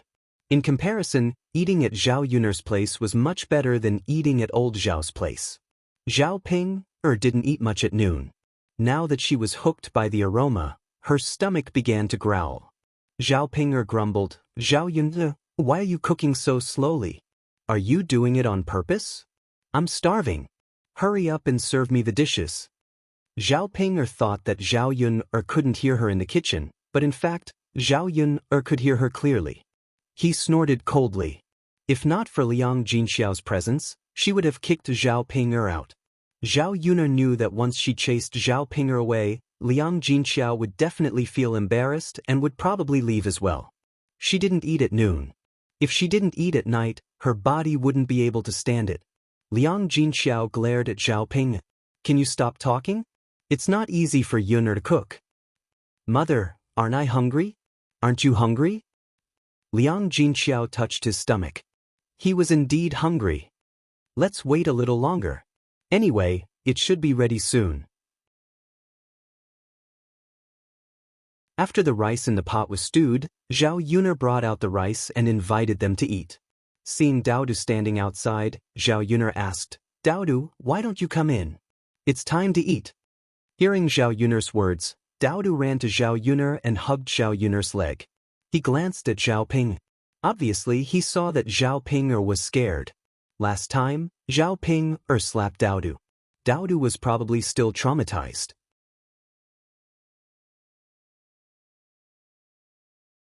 Chapter 116. Zhao Yun's words coaxed Daodu. Before the others sat down, Zhao Ping saw the dishes on the table and began to eat. "Zhao Yun, I didn't expect you to have so much delicious food at home." Zhao Ping muttered as she ate. Zhao Yun looked at Zhao Ping and was very disgusted. The people at the table had not started eating, but she ate first. She said to Zhao Ping in a displeased tone, "Mother hasn't even touched her chopsticks, and you're eating by yourself. Isn't that bad? You're already an adult, don't you know the rules?" Zhao Ping was reprimanded by Zhao Yun and was immediately unhappy. What right did this little have to scold her? "I'm hungry. It's not like I'm not allowing you to eat. Mother can eat by herself." "Zhao Yun, I'm your elder sister. How can you talk to your elder sister like this? Who's the one who doesn't know the rules?" Zhao Ping muttered, but her hands did not stop moving. A large piece of braised fish was placed in her bowl. The plate of braised fish was not much. Zhao Ping ate more than half of it. It seemed that she did not care about the others and continued to eat by herself. Zhao Yun was suddenly furious and almost hit Zhao Ping. Liang Jinxiao stopped Zhao Yun and gave her a look. "Yun, don't bother with Ping." For Liang Jinxiao's sake, Zhao held back. This was the first and last time. If Zhao Ping made any more trouble later, she would definitely not let it go easily. "Ping Yun is right to scold you. You're a big girl, don't you know how to be more reserved? No matter what, you should wait for others to eat together, right? Mother, aren't you long-winded? Why are you so disappointing when you're eating?" Liang Jinxiao sighed.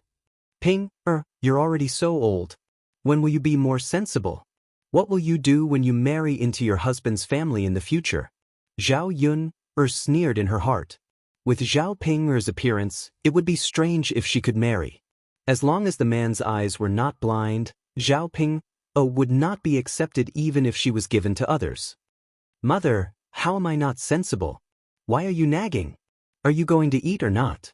Zhao Yun was afraid that Zhao Ping would finish all the food alone, so she hurriedly asked the others to hurry up and eat. The table full of food was not enough for Zhao Ping alone. In addition to a bowl of rice, Liang Jinxiao ate some wild vegetables and only a few pieces of fish. Zhao Yun was about to give the last bit of fish soup to Dao Du, but Zhao Ping beat her to it and put it into the bowl. Zhao Ping, don't you know how to respect the old and love the young? Don't you know how much you've eaten alone? Zhao Yun was so angry that she put down the bowl and chopsticks and slapped the table. If she endured it any longer, she would definitely suffocate. Zhao Yun, I only ate a little bit of food from your house. Do you have to be like this? Oh, a little bit of food? If you have the ability, don't eat it for me. You really treat it as your own house. Don't be so polite. What do you mean? Zhao Ping was also angry. She put down the bowl and chopsticks unhappily, stood up, put her hands on her waist, and faced Zhao Yun.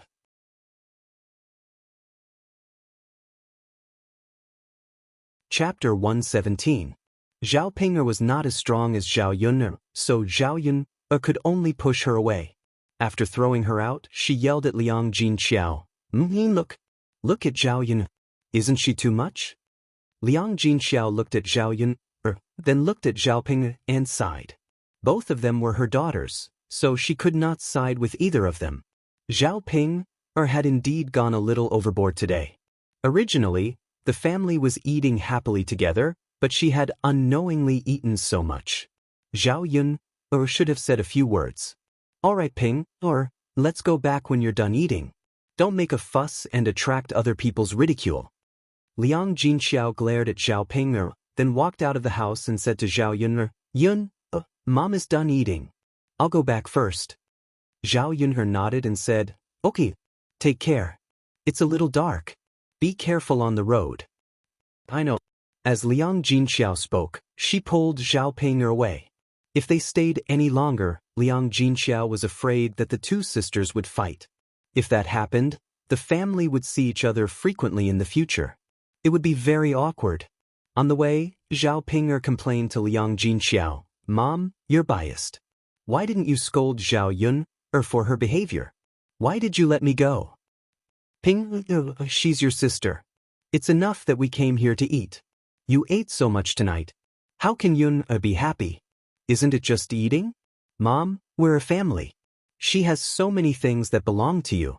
It's fine if you don't want the money, but you don't want the food either? I think we can eat at her place in the future. Eating with Grandpa and Grandma is not as good as eating at Zhao Yun's place. Liang Jinxiao glanced at Zhao Ping. Yun only caught fish today. She can't catch fish usually. How can there be anything delicious? Let's not burden her. Mom, all right, stop talking. Let's go back quickly. The next morning, Zhao Yun got up and prepared to go to Yang City. When she woke up, she kept the porridge warm in the pot. When Dao Du woke up, she could eat it by herself, so she didn't wake him up. Last night, Zhao Tianfu had stayed to sleep with them. Now, the two little guys were lying on the bed. When she left, Zhao Yun gently closed the door. When they arrived at Old Man Hu's house, they were surprised to find that Mulan had also gone into the city. She had brought a lot of baskets. The baskets should be sold in the city. When she saw Zhao Yun, Mulan was also a little happy. Yun, why are you going to the town too? Zhao Yun smiled.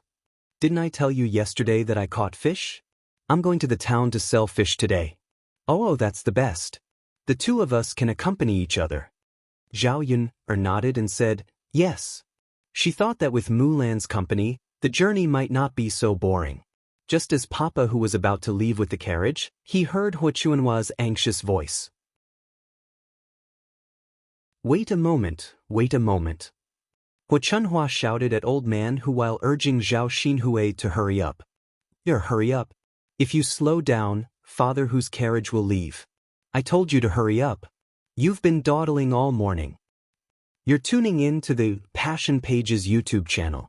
We're so grateful for your support, and don't forget to subscribe to join us on this incredible journey through captivating stories. Your generosity through donations truly makes a world of difference, as it's the primary source of revenue that allows me to expand and enhance this channel for you. Thank you from the bottom of my heart for being a part of this adventure.